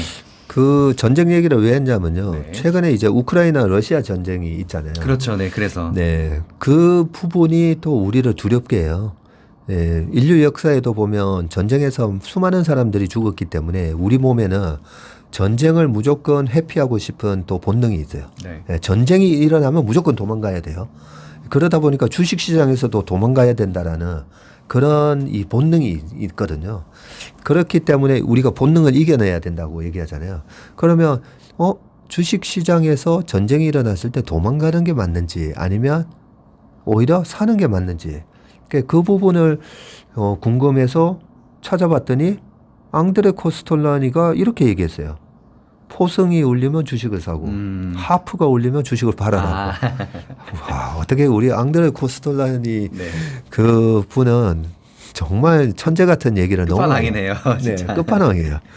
그러면 우리가 아니 전쟁 포승이 울리면 어떻게 주식을 사라는 거지? 그래서 지금과 같은 러시아 우크라이나 전쟁과 같은 유사한 전쟁이 언제 있었나를 이제 생각을 해보는 거죠. 네. 그러면 지금은 아니 근데 전문의 그 전쟁이 중요한 게 아니라 지금 페드의 금리 인상 이게 중요하죠. 여러 가지가 맞물려 있잖아요. 네. 그러면 페드의 금리를 공격적으로 올리고 거기다가 전쟁까지 일어났다. 그때가 언제였나? 1979년 12월 24일 날 그것도 러시아의 전신이 소련 예, 소비에트 유니언. 소련이 아프가니스탄을 침공했었네. 그때 79년이면 2차 오일 쇼크가 있어가지고요. 네, 네. 1979년이면 제가 이제 그 초등학교 2학년 때인가 1학년 네. 때인가 뭐 그때였는데요. 네. 그때도 이렇게 배워요. 아, 우리가 쓰는 석유는 이제 한 70년밖에 안 남았다고. 예, 그것도 이제 다 그 당시에, 중동 네. 국가에 네. 다들 많이 사우디아라비아, 이란, 이라크에 많이 저장돼 있는데 70년밖에 안 남았다. 그런데 거기에 어떤 전쟁이 또 일어나냐면 79년 12월 24일 날 소련이 아프가니스탄을 침공했는데 1980년도에 갑자기 또 이라크가 이란을 또 침공을 네, 네, 했어요. 이라크는. 네. 그런 전쟁이 연이어서 나왔었어요. 와, 그러면 주식시장 박살났겠구나 라고 생각할 수가 있고 실제로 1980년도 초에 주가가 빠져요. 왜냐하면 1980년 초에 리세션이 왔거든요. 아니 유가도 올라갔는데 전쟁 네, 공포에다가 이란 이라크가 이슈가 전쟁하니까 계속 생기니까. 소비 심리가 아무래도 위축될 네. 수 있잖아요. 네, 네. 유가도 높은데 네. 거기다 폴 볼크가 1979년 8월 달에 연준 의장이 되면서 갑자기 금리를 확 올려버리고 지금은 뭐 3.25에 오늘 밤에 이제 4%가 되는데 이 4%로 우리가 벌벌 떨고 있는데 네. 그때 당시에 뭐 19% 20%를 올려버렸으니까 와, 네, 네, 네. 10년물 국채 금리 자체가 16%였어요. 그런 와중에 엄청난 시절. 전쟁까지 야 박살났겠구나 했는데 1980년도에 주가가 다우가 15% 오르고 S&P 500이 28% 올랐어요. 네, 네, 그랬더라고요. 보니까. 확 빠졌다고 올라갔죠. 네, 제가 그렇죠. 그래프 완전히, 보여드렸잖아요. 완전히, 네, 네, 네. 아니 도대체 왜 전쟁이 났는데 아니 앙드레 코스톨라니는 그 훨씬 옛날에 얘기했어요. 훨씬 옛날에 얘기했는데 정말 그렇게 됐네. 그래서 지금보다도 더 심각했던 그 1980년 초 상황 CPI 1980년도 4월 달에 14.8% 나왔어요. 이번에 6월 달에 9.1% 나왔잖아요. 그러면서 또 CPI도 안 봤어요. 아니 CPI가 물가 때문에 지금 연준이 금리를 올리는 건데 그러면 이게 CPI가 계속 올라가면 그때랑 다를 수도 있잖아요. 이럴 수가 있잖아요. 그런데 가만 보니까 1980년 4월 달에 꼭지 쳤어요. 이번에는 2022년 6월 달에 꼭지 쳤어요. 근데 1979년 12월 달에 소련이 아프간을 침공했다 했잖아요. 네. 그러고 나서 12월에 했는데 그때 4월 달에 4개월 뒤에 피크아웃 쳤고 이번에는 2월 24일 날 전쟁이 일어났는데 4개월 뒤 6월 달에 CPI가 꼭지 쳤네. 그러고 나서 그때도 14.8에서 위에서 처음엔 잘 안 떨어져요. 네. 그러다가 5개월쯤 지났을 때부터 이렇게 툭 떨어지더라고요. 예, 그런 현상이 나타나면서 이제 주가가 확 올라가게 네, 되는데 그런 거를 이제 막 전쟁의 역사 이런 걸 해보면 옛날에 베트남 전쟁 일어났던 1960년대 뭐 69년대 한번 싹 꺾이는 그런 조정도 있긴 하지만 그때 당시에 뭐 니프티 50 해가지고 그때도 주가가 좋았었고요. 뭐 전쟁 2003년도에 3월 20날 미국하고 영국의 연합군이 이라크에 있는 생화학 무기를 제거하기 위해서 이제 사담 후세인을 잡으러 네네. 가잖아요. 네네. 그러면서 이라크를 뉴스로 또 봤어요. 공격해요. 근데 그때 당시에도 2003년 3월 12일 정도가 우리나라 시장 저점을 찍는데 그때는 코로나 사스가 터졌을 때 사스 터졌을 때. 코로나 사스에다가 전쟁이 터졌는데 네. 그때 주가가 바닥이고 쭉 올라갔어요. 그랬어요. 네.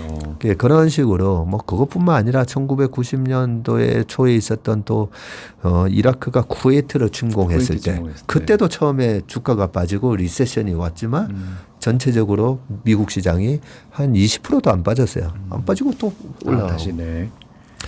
그런 거 왜 우리나라 한국 전쟁 때문에 일본이 다시 패전국이었는데 부흥했을까? 왜 베트남 전쟁으로 인해서 우리나라가 경제 부흥의 어떤 디딤발이 됐다고 했을까? 네네. 뭐 이런 거를 우리가 좀 생각해 보면 우리가 느끼는 본능하고 좀 다르죠. 네, 그러네요. 전쟁 때문에 이제 세계 경제가 네. 큰일 난다라고 생각했는데 그렇게 생각 반대로 가더라고요 주식시장. 그쵸. 네, 네, 신기하더라고요. 네, 그 원리만 말씀드릴게요. 네. 이 원리를 알고 있어야 우리가 무섭지 않으니까. 네, 네. 전쟁이 일어나면 파괴가 되죠.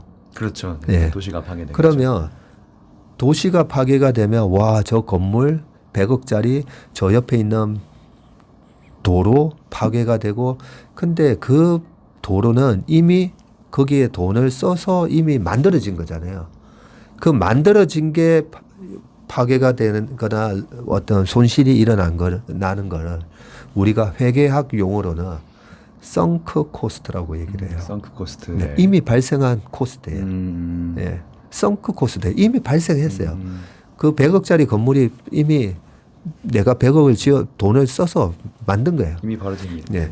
그렇게 해서 썬크 코스트 개념으로 이미 다 만들어져 있는데 파괴가 되면 뭘 해야 돼요? 거기다가 재건을 해야 네, 되죠. 다시 재건해야죠. 그러면 간단하게 생각해서 우리가 저기 반포에 재건축 아파트를 생각하면 돼요. 네. 재건축 아파트가 뭐예요?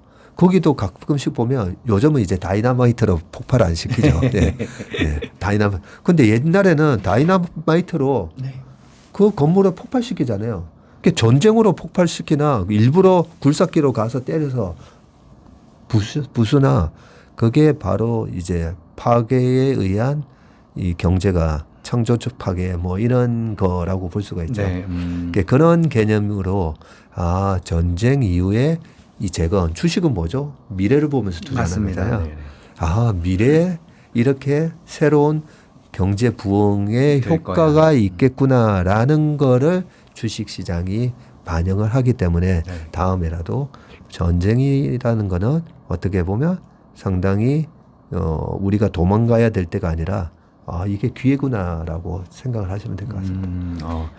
되게 그래서 저는 이 얘기가 굉장히 흥미로워서 저희 구독자분들한테 좀 소개를 좀 시켜주고 싶었어요. 그래서 여쭤봤습니다. 훨씬 더 제가 구체적으로 설명드렸죠. 네네네, 좋습니다. 네, 강의에서는 한 5분 얘기했는데 네네, 5분 정도 얘기했는데, 저는 그 임팩트가 엄청 컸어요. 네. 되게 정말 신기한 얘기였거든요. 네, 그래서 여쭤봤습니다. 다음 질문 또 드릴게요. 방금 전에도 우리가 이제 방금 얘기했던 전쟁 이야기하고도 연관되기는 하는데, 금리와 주식시장과의 상관관계가 있잖아요. 그죠? 금리가 어떻게 나온지 발표하느냐. 오늘 밤에도 발표하잖아요. 미국도 어떻게 될지. 0.75로 될지, 뭐 0.5로 될지, 아니면 1%로 갈 수도 있고.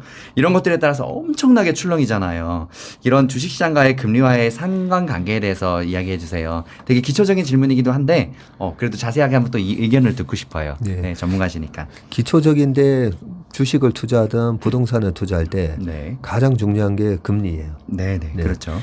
그래서 이번 기회에 금리에 관한 효과, 영향 이 부분을 명확하게 이번에 우리가 기억을 하고 넘어가시면 될 것 같은데, 네네. 자, 금리가 2%인데 상가가 강남에 상가 수익률이 최근에 이제 그 가격이 빠지기 전에 그냥 뭐 2, 3년 전에 상가 수익률이 한 1.7% 나왔어요. 저는 강남에 상가가 없는데 네네. 우리 고객 상담을 하다 보니까 강북 같은 경우에는 2.5%라고. 자, 2.5%인데 금리가 1%예요. 1%. 그러면 2.5%가 괜찮잖아요. 그죠? 네네. 네. 그런데 그러면 금리가 1%인데 2.5%. 그래서 이 건물에서 상가에서 연 2,500만 원의 수익이 들어온다고 치자고요. 2,500만 원의 수익이 들어오는데 2.5%예요. 그러면 이 상가의 가격은 10억이겠죠. 10억이니까 2.5% 하면 2,500만 원이잖아요. 네네, 그렇죠. 네. 단순하게 계산해서. 그러면 이 상가 주인 입장에서는 아이고 이거 2,500만 원 받는 것보다 이거 팔아가지고 1% 은행 예금에 넣어놓을까라고 생각하겠어요? 생각 안 하죠. 안 하죠, 그렇죠. 근데 1% 예금만 넣어놓던 사람들은 이거 뭐야? 이거 세금 떼고 하니까 남는 것도 없는데 2.5%짜리 정도 상가를 사볼까 이 생각하겠죠. 그죠? 네네. 그런데 만약에 5% 정도의 수익이 나오는 상가가 있다 치자고요. 우와, 5%야 저기는? 그러면 5%대 10억이래요. 그러면 무조건 사죠. 네, 그렇죠. 무조건 사니까 5% 5천만 원이 나오는 상가를 가지고 있는 제가 만약에 갖고 네. 있다면 네.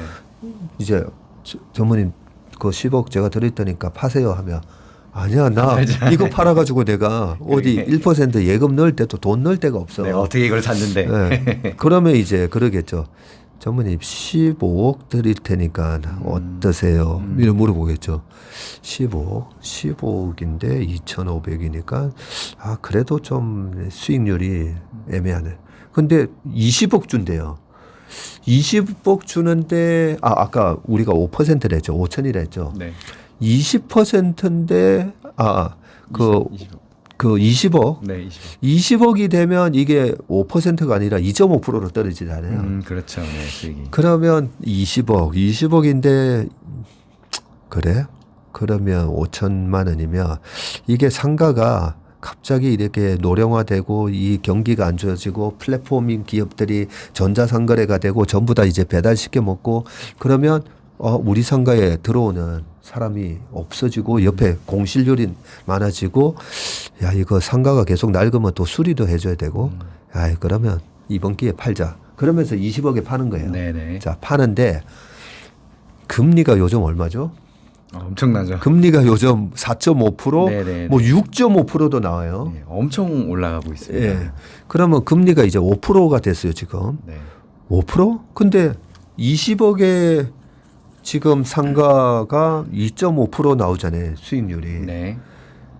그러면 빨리 팔아서 5% 예금 넣는 게 낫잖아요. 네네, 그렇죠. 그것도 1년짜리 예금이면 들어가기 애매한데 지금 얼마 전에 10년물 국채 금리가 4.5% 갔죠. 우리나라 뭐 10년물도 4.8%. 그러면 10년 동안 4.8% 받는다 치자고요. 네네. 아이고 그 골치 아프게 무슨 상가를 해. 그냥 상가 팔고 그렇지. 10년물 국채 금리 사자. 그런 얘기가 나올만 할 정도예요, 지금. 나올만 하죠 지금 상황이. 자 그러면 자 지금은 20억이 됐기 때문에 상가 수익률이 2.5%가 됐죠. 네. 20억인데 5천만 원 받는 거니까. 네네. 그러면 이제 제가 요거 우리 힐링 여행자님한테 네네. 선생님 제가 전에 네. 선생님 이거 20억짜리 5천만 원 나오는 건데 선생님 이거 혹시 사시겠어요? 하면 선생님이 아니 나는 은행 10년물 국채 살 거야 이러시겠죠. 그러면 제가 어떻게 해야 되냐면 네. 선생님 그러면 제가 좀 깎아서 17억에 드릴게요. 17억? 17억도 비싸죠. 10억? 10억을 하면 5천만 원을 받으니까 5%가 되잖아요. 네네. 그러면 상가를 20억이 아니라 이제 선생님 그러면 10억은 어떠세요? 10억. 이러면 10억 5천만 원. 금리는 나중에 떨어질 것도 같은데 막 이래 좀 계산을 하게 되죠. 네네. 예, 그러면서 부동산 가격이 변하는 거거든요. 그렇죠. 주식도 똑같아요. 똑같이. 그죠? 주식이 되게 단순한 원리네요. 그죠? 애플이 내년에 지금 애플의 가격을 얼마 올리고 해도 네. 어느 정도 수익 비용도 같이 증가하니까 어느 정도 수익을 벌지 대충 예측이 가능해요. 예, 그런 상황에서 뭐야 금리가 5%야? 그러면 똑같아요. 이게 상가랑 똑같은 거예요. 그래서 왜 그 위대하다라고 우리가 생각했던 네. 그 미국의 그 빅테크 기업들이 네. 마이너스 50% 났잖아요. 저도 최근에. 지금 처음 생각도 못했어요. 웬만한 기업들 다 50%예요. 엄청 바겐세일이긴 한데 그 애플하고 마이크로소프트하고 엔비디아까지 이렇게 떨어질 줄 엔비디아는 예상을 했거든요. 비트코인 채굴 때문에. 근데 그 애플 같은 경우는 완전 초대장 전 세계 1등이잖아요. 네. 또 떨어지더라고요. 네네. 뭐 테슬라도 또 50% 빠졌어요. 그렇죠. 테슬라도 반 빠졌죠. 뭐 아마존도 마찬가지고 네네. 뭐 다 마찬가지죠. 자 그러다 보니까 이게 우리나라 네이버도 그렇고 네이버에 뭐 심각한 문제가 생겼나? 그거 걱정 안 하셔도 돼요. 그렇죠. 금리 때문에 그런 거예요. 네네. 금리 때문이에요.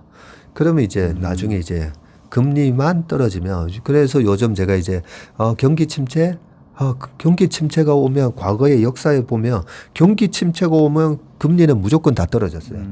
그래서 금리가 떨어지면 주가는 다시 올라갈 거니까 경기 침체를 너무 겁내지 마세요. 경기 침체 오면 금리가 떨어지면서 오히려 주가는 올라갑니다.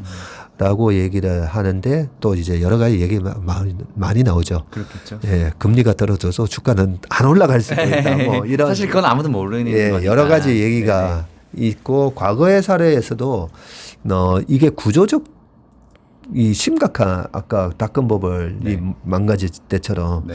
그렇게 심각하게 경제가 와장창 무너지는 그런 상황이면 처음에 금리가 떨어져도 금리를 낮춰주는데 왜 주가가 안 올라가지? 네, 금리를 낮춰주는데도 저 상가에 임차인이 아예 안 생길 수가 있는데 20억짜리를 10억으로 낮춰준다고 해서 사겠어요?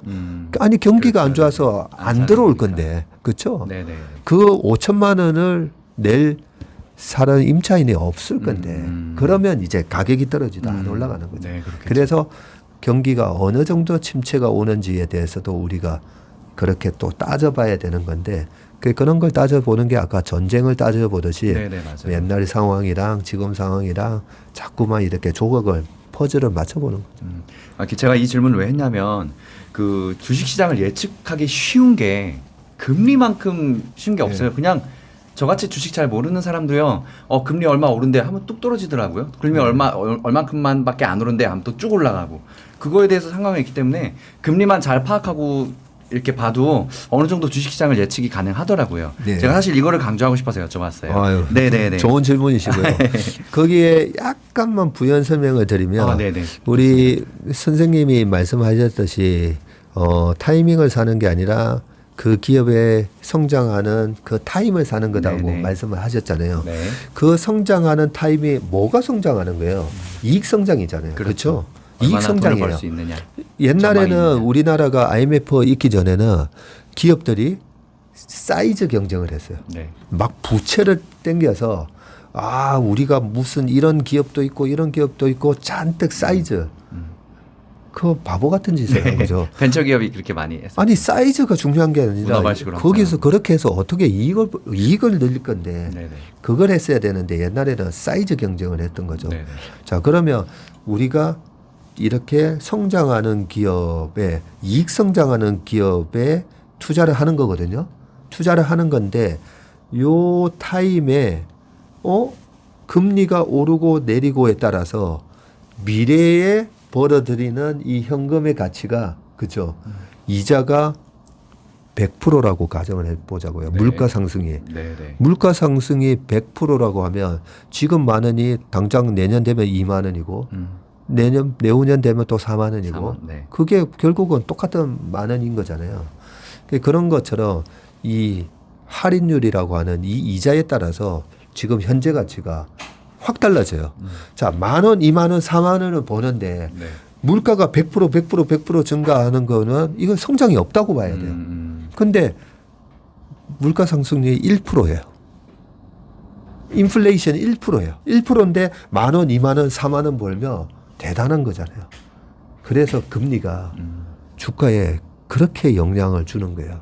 금리가 어떠냐에 따라서 이 기업이 벌어들이는 미래의 현금의 가치가 달라지는 거예요. 네. 그게 약간 네네. 이제 보통은 우리가 뭐 할인율 하니까 일반인들한테는 좀 안 와닿을 수가 안 와닿을 수 있는데 있기 때문에, 네네. 방금 말씀드렸듯이 네. 100% 인플레이션이 오면 이 만 원, 2만 원, 4만 원이 가치가 똑같다는 거죠. 똑같아지는 만 원짜리라는 거죠. 네네. 네. 알겠습니다. 그럼 이제 주식 얘기에 대해서 또 해볼까 하는데, 저희 주식이 예를 들어서 뭐 두 가지. 전 세계 1등 시장인 미국 시장이 있고요. 그 다음에 또 우리나라 뭐 삼성전자를 비롯해서 국내 주식이 있잖아요. 또 궁금해요. 미국 주식과 한국 주식 시장과는 어떤 차이가 있는지, 또 결이 어떻게 다른지, 뭐 그런 포인트 같은 거를 좀 얘기해 주셨으면 좋겠어요. 이 얘기도 이번 기회에 우리 힐링 여행자 이제 구독자 분들을 위해서 네. 조금 굉장히 중요한 얘기거든요. 네. 우리가 지금 살고 있는 요 시점의 자본주의의 네. 구도를 이해를 하셔야 돼요. 네네. 자, 지금은 전 세계 패권을 쥐고 있는 나라가 미국이잖아요. 그렇죠. 그렇죠. 그 패권은 어떻게 보면 이 엄청난 기축통화의 지위를 갖고 있기 그렇죠. 때문이에요. 네네. 주식입니다. 미국이 돈을 되게 잘 버는 나라는 아니에요. 맨날 적자예요. 그렇죠? 네네네. 계속 투자하고 맨날 있고. 적자고 미국 정부는 그러면 엄청난 돈을 잘 버는 정부인가 엄청난 부채를 갖고 있어요. 어느 정도 부채 갖고 있는지 아세요? 잘 모르겠어요. 네. 미국 정부가 갖고 있는 부채가 우리나라 돈으로 4경 정도 된다고 봅니다. 4만 조네요. 네. 4만 조. 4만 조. 4만 네. 조. 네네. 1조, 1000조, 100조, 10조, 100조, 네네. 1000조, 4만조. 네, 만조, 네. 4만조예요. 어마어마한 부채를 갖고 있어요. 네. 근데 왜 저렇게 미국이 강하지? 기축통화국이기 때문에요. 음. 우리가 모두가 열심히 일해가지고 수출해가지고 벌려고 하는 그 달러를 다 달러로 막 거래하기 때문에. 이렇게 달러를 얼마든지 찍어낼 수 있는 그런 나라니까 네. 그 기축통화국의 지위를 이용해서 막강한 군사력을 갖고 있고 그죠? 전 세계에서 가장 유능한 사람들은 다 빨아들여요. 네, 맞아요. 중국이 저렇게 독재 국가로 가잖아요. 그러면 미래가 보여요. 소련이 저렇게 붕괴가 되고 러시아 푸틴이 독재를 하니까 소련의 브레인들이 다 네, 이제는 나와서 도망가서 그냥 네네. 미국에서 네, 살아요. 그렇죠. 네네. 그렇죠? 그런 식의 지금 구도예요. 근데 중국이 시진핑의 저런 독재 구도로 가면 결국은 중국의 브레인들은 네, 또 미국으로 가게 공격하겠죠. 되겠죠. 지금 러시아에서 그 현상이 진짜 심하다고 들었거든요. 네, 전쟁 맞습니다. 그런 것처럼 미국은 계속 이렇게 강해지는 나라예요. 자, 그런 나라 속에 우리나라는 그러면 어떤 위치인가를 알아야 돼요. 네네. 우리는 어떤 그게 위치인가? 궁금해요. 네네. 네. 그러면 이 자본주의에서 우리는 어떤 위치인가? 자, 보세요. 미국이 한창 잘 나갈 때, 지금도 잘 나가고 있지만 그 잘 나가는 그 경제를 이끄는 혁신 기업들의 주인공이 뭐 2007년 6월 달에 스마트폰을 이제 애플이 출시를 했어요. 네. 자, 애플이라는 참 위대한 작품이 나왔어요. 자, 거기에 조립은 퍽스콘이 해요. 네네. 네. 대만 폭스콘. 거기 디스플레이 네. 누가 만들죠? 삼성 삼성 LG. 디스플레이가 네, 삼성 거는. 해요. 그 안에 들어가는 카메라 모듈 LG 노텍이에요. 네, 맞아요. 네네. 그 안에 들어가는 메모리 반도체 삼성 삼성 반도체가 들어가요. 네네. 보면 미국 입장에서 혁신 기업을 만들고 요거 부품 하나하나 이런 거를 한국이라는 나라가 기가 막히게 만들어서 그렇죠. 딱딱 만들어줘요. 전기차 혁명이 탄생했잖아요. 네. 전기차 혁명이 탄생을 했는데 제가 보니까 전기차 앨런 머스크가 그래요. 근데 전기차의 원가의 40%가 배터리라고. 네, 맞아요. 근데 배터리 우리나라가 1등인 거예요. 그런 상황에서 배터리 그리고 통신 기술 테슬라의 17인치짜리 큰 디스플레이 뭐 이런 거 저런 거 다 따져보니까 참 한국이라는 나라가 거기에 맞게끔 잘해주는 거죠. 이제는 4차 산업혁명으로 해서 AI예요. AI. 네네.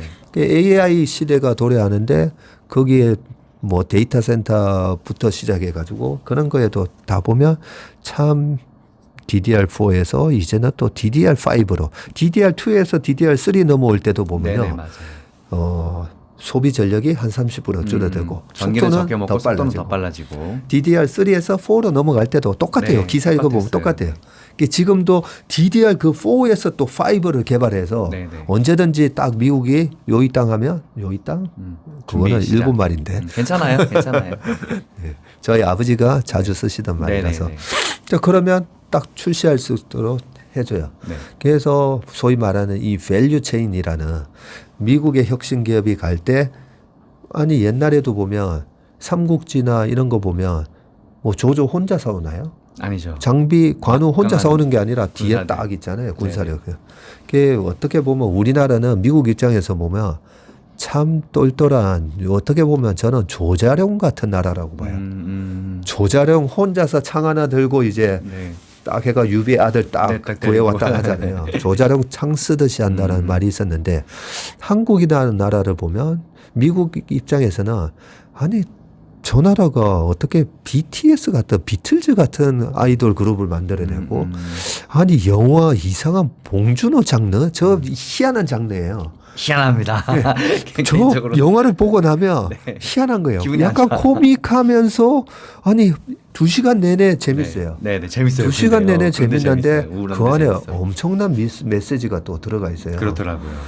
이 사회 현상에 대해서 굉장히 예리하게 지적을 하고 또 거기에 대한 해결책이 뭔지까지도 제시를 해요.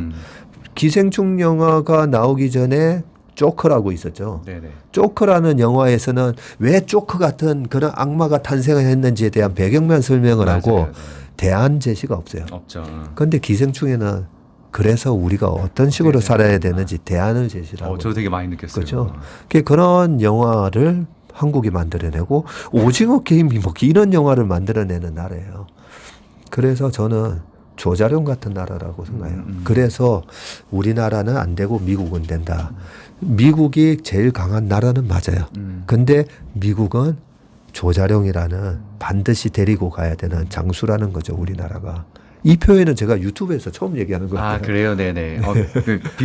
비교가 좋은 것 같아요. 그러니까 미국의 경제 발전을 위해서는 한국 같은 주식시장 이런 나라들이 꼭 필요하고 이런 나라들과 산업을 같이 움직여야 더 자기네도 발전할 수 있다는 뜻이죠. 예. 아, 네. 왜냐하면 사실 그래요. 지금 아까 핸드폰 말씀하셨는데 이 작은 거 하나 만드는데도 이 회사 혼자 다 하는 게 아니더라고요.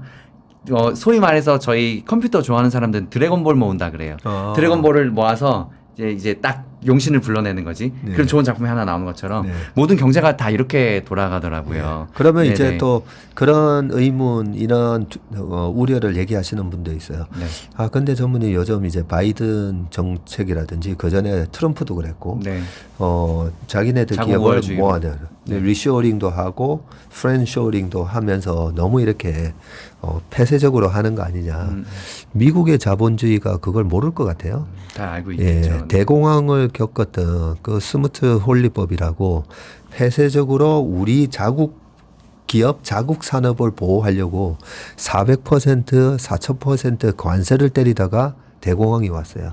그 대공황 때문에 미국의 GDP가 50% 급락하고 주가가 78% 빠지고 그런 걸 겪었기 때문에 미국의 자본주의는 정확하게 알고 있어요.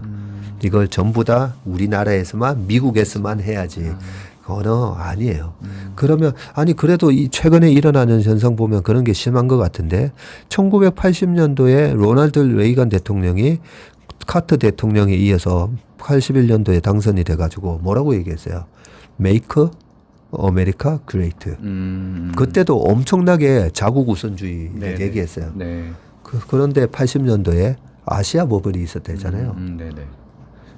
메이크 아메리카 그레이트 하면서 소련하고도 더 갈등 구도로 가고 뭐 전쟁도 이란 이라크 전쟁이 8년 동안 지속되고 그런 와중에 엄청나게 주가가 아시아 주가가 올랐어요. 왜? 80년대에 우리나라의 엑셀 자동차, 일본의 자동차, 일본의 워크맨 그 많은 제품들을 아담 스미스의 국부론처럼 결국은 내 나라 서로 잘하는 걸 해서 서로 교환을 하는 게 모든 나라가 더 부가 증대가 된다는 걸 정확하게 알고 있어서 그래요. 네네네. 그 구도가 깨진다. 그 구도가 깨진다는 얘기는 이 자본주의가 깨진다는 깨진다라는 얘기죠. 거랑 똑같아요. 근데 이 자본주의의 헤게모니를 쥐고 달러라는 기축통화 이 돈을 가지고 네네. 움직이는 이 자본주의의 헤게모니를 쥐 미국이 스스로 그걸 자기 발등을 찍을 리는 없죠. 그렇겠죠. 네. 네. 아, 대표님, 와, 저희가 사실 질문을 준비한 게 정말 많았는데, 다 못할 것 같아. 이 얘기 한번 해볼게요. 지금, 투자 자문회사 대표님이십니다. 네. 그죠? 어떻게 해서 대표님 자리까지 올라오셨는지, 어떤 공부를 해서 어떻게 이 자리까지 오셨는지, 지금까지 공부해오고 어떻게 이 자리까지 오셨는지, 살아온 얘기 해주세요. 너무 궁금합니다. 네. 그거 얘기하려면 한 3시간 걸리는데. 오늘은 간단하게 네. 다음에 또 한 번 더. 예, 네네. 3분 만에 한번 얘기를 해보면요. 네네. 저는 정말 어느 시인이 일어났더니 뭐 어떻게 됐다라는 얘기처럼 갑자기 이제 2년 전에 너무 이제 옛날에 우리가 IMF 때 우리의 국부를 너무 싸게 뺏긴 게 억울해가지고 그런 부분에 대해서 이제 생각이 많았다가 2008년 금융위기가 있을 때 그때도 외국인들은 삼성전자 지분을 늘렸었어요. IMF 때 20에서 40 늘렸었고요. 2008년 금융위기 때도 40에서 50 이상 늘어나요. 58% 갔다가 최근에 다행히 많이 팔아줘가지고 이제 49% 50%가 됐는데 코로나라는 상황이 터져서 이럴 때 이제 우리나라의 경제 주권을 회복을 해야 된다. 지금 하나은행, 신한은행, KB은행 전부 60% 70% 외국인 지분이에요. 네네. 예, 우리가 지금 금리가 올라가고 예대 마진이 막 커지니까 은행들이 이제 떼돈을 벌고 있어요. 근데 그거 70%가 다 외국인 몫이에요. 네네. 삼성전자에서 열심히 일해가지고 여러 가지 뭐 이런저런 해가지고 열심히 일해서 50% 외국인 몫이에요. 네네. 그런 게 너무 억울했던 차에 코로나 상황이 터졌는데 우리나라 PBR 0.55까지 빠져주는 거예요. 우리 순자산 가치에 45% 디스카운트 정말 점포 박앤 세일이 나왔던 거예요. 네네. 그래서 우리 개인분들이 하다가 막 주식을 많이 사셨는데 잘하셨다는 거죠. 그리고 우리나라 사실 기관 투자가 또 사람이다 보니까 손이 안 나가죠. 그때 증언기금이라고 만들어 놓고 10원도 못 샀잖아요. 그 정도로 전문가라고 해도 거기서 무서워서 손이 안 나가는 거예요. 네네. 근데 제가 그때 우리나라 연기금들이 여기서 많이 사야 된다는 거죠. 그게 한 뭐 100억, 100조, 200조 정도 샀으면 좋겠다 했는데 지금 코로나 이후로 지금까지 우리나라 개인분들이 170조 샀어요. 170조를 샀는데 어쨌든 그 얘기를 해주러 이제 나왔다가 네. 갑자기 유명해져서 네. 지금 뭐 이렇게 됐지만 저는 우리나라 우리 이 여의도 업계에서 그냥 평범한 펀드 매니저예요. 평범한 네네네. 뭐 제가 대단히 주식을 대단히 잘한다라고 소문난 사람이 전혀 아니에요. 네. 예, 전혀 아니니까. 겸손하시. 예, 저보고 이제 뭐 박전무 요즘 많이 틀려 하셔도 돼요. 네네. 예, 원래 저 수준이 그 정도밖에 안 되는 사람이에요. 원래 안 되는 사람인데 안타까운 거는 우리가 경제적 자유를 고자 주식 투자했잖아요. 네네. 제가 오늘 첫 순서에서 왜 주식을 해야 되느냐? 네네. 우리가 집 사고 애들 학원비 대기가 너무 빠듯하잖아요. 네네. 우리가 맞벌이 해가지고도 하기 힘들잖아요. 네. 그런데 애들 신경 쓰고 다 하다 보니까 은퇴할 때 보니까 돈도 없어요. 우리 제 주변에 제 선배들 보면 은퇴할 때 보니까 돈이 없는 거예요. 아직 3, 40년을 더 살아야 되는데 겨우 3, 4억 있으면 많은 거예요. 집도 없는 사람들도 많고. 그런 게 주식을 통해서 얼마든지 그걸 극복을 할 수가 있고 제가 그렇게 어떻게 극복을 했는지를 이제 그때 재작년에 말씀도 드렸던 거죠. 월급쟁이로서 저도 얼마든지 우리가 내 집을 구하고 그런 걸 할 수가 있다는 차원에서 주식을 잘 이용을 해야 되고 이 주식이란 걸 어떻게 투자해야 되는지 자 여기서 어떻게 투자해야 되는지에 대해서 우리가 우리 애들 보고 그러잖아요. 선생님도 그러셨을 거예요. 좋은 친구 사귀라고. 예. 네네네. 그 주식 투자가 절대 어려운 게 아니에요.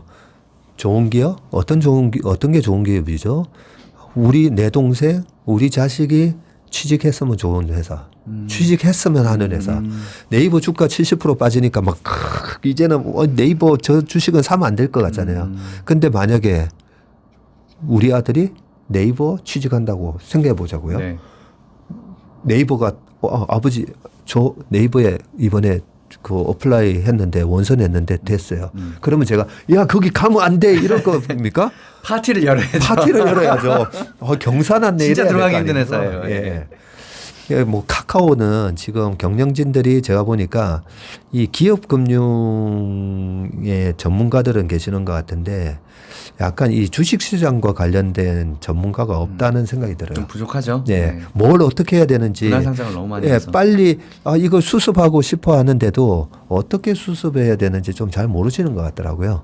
그래서 뭐 분할 상장을 하고 이런 부분에 있어서도 조금은 지금은 전문가가 없어서 좀 우왕좌왕하는 그런 모습인데 좀 안타까워요. 네네. 왜냐하면 카카오에 우리 아들이 취직한다고 하면 그것도 잔치예요. 아유, 그것도 잔치죠.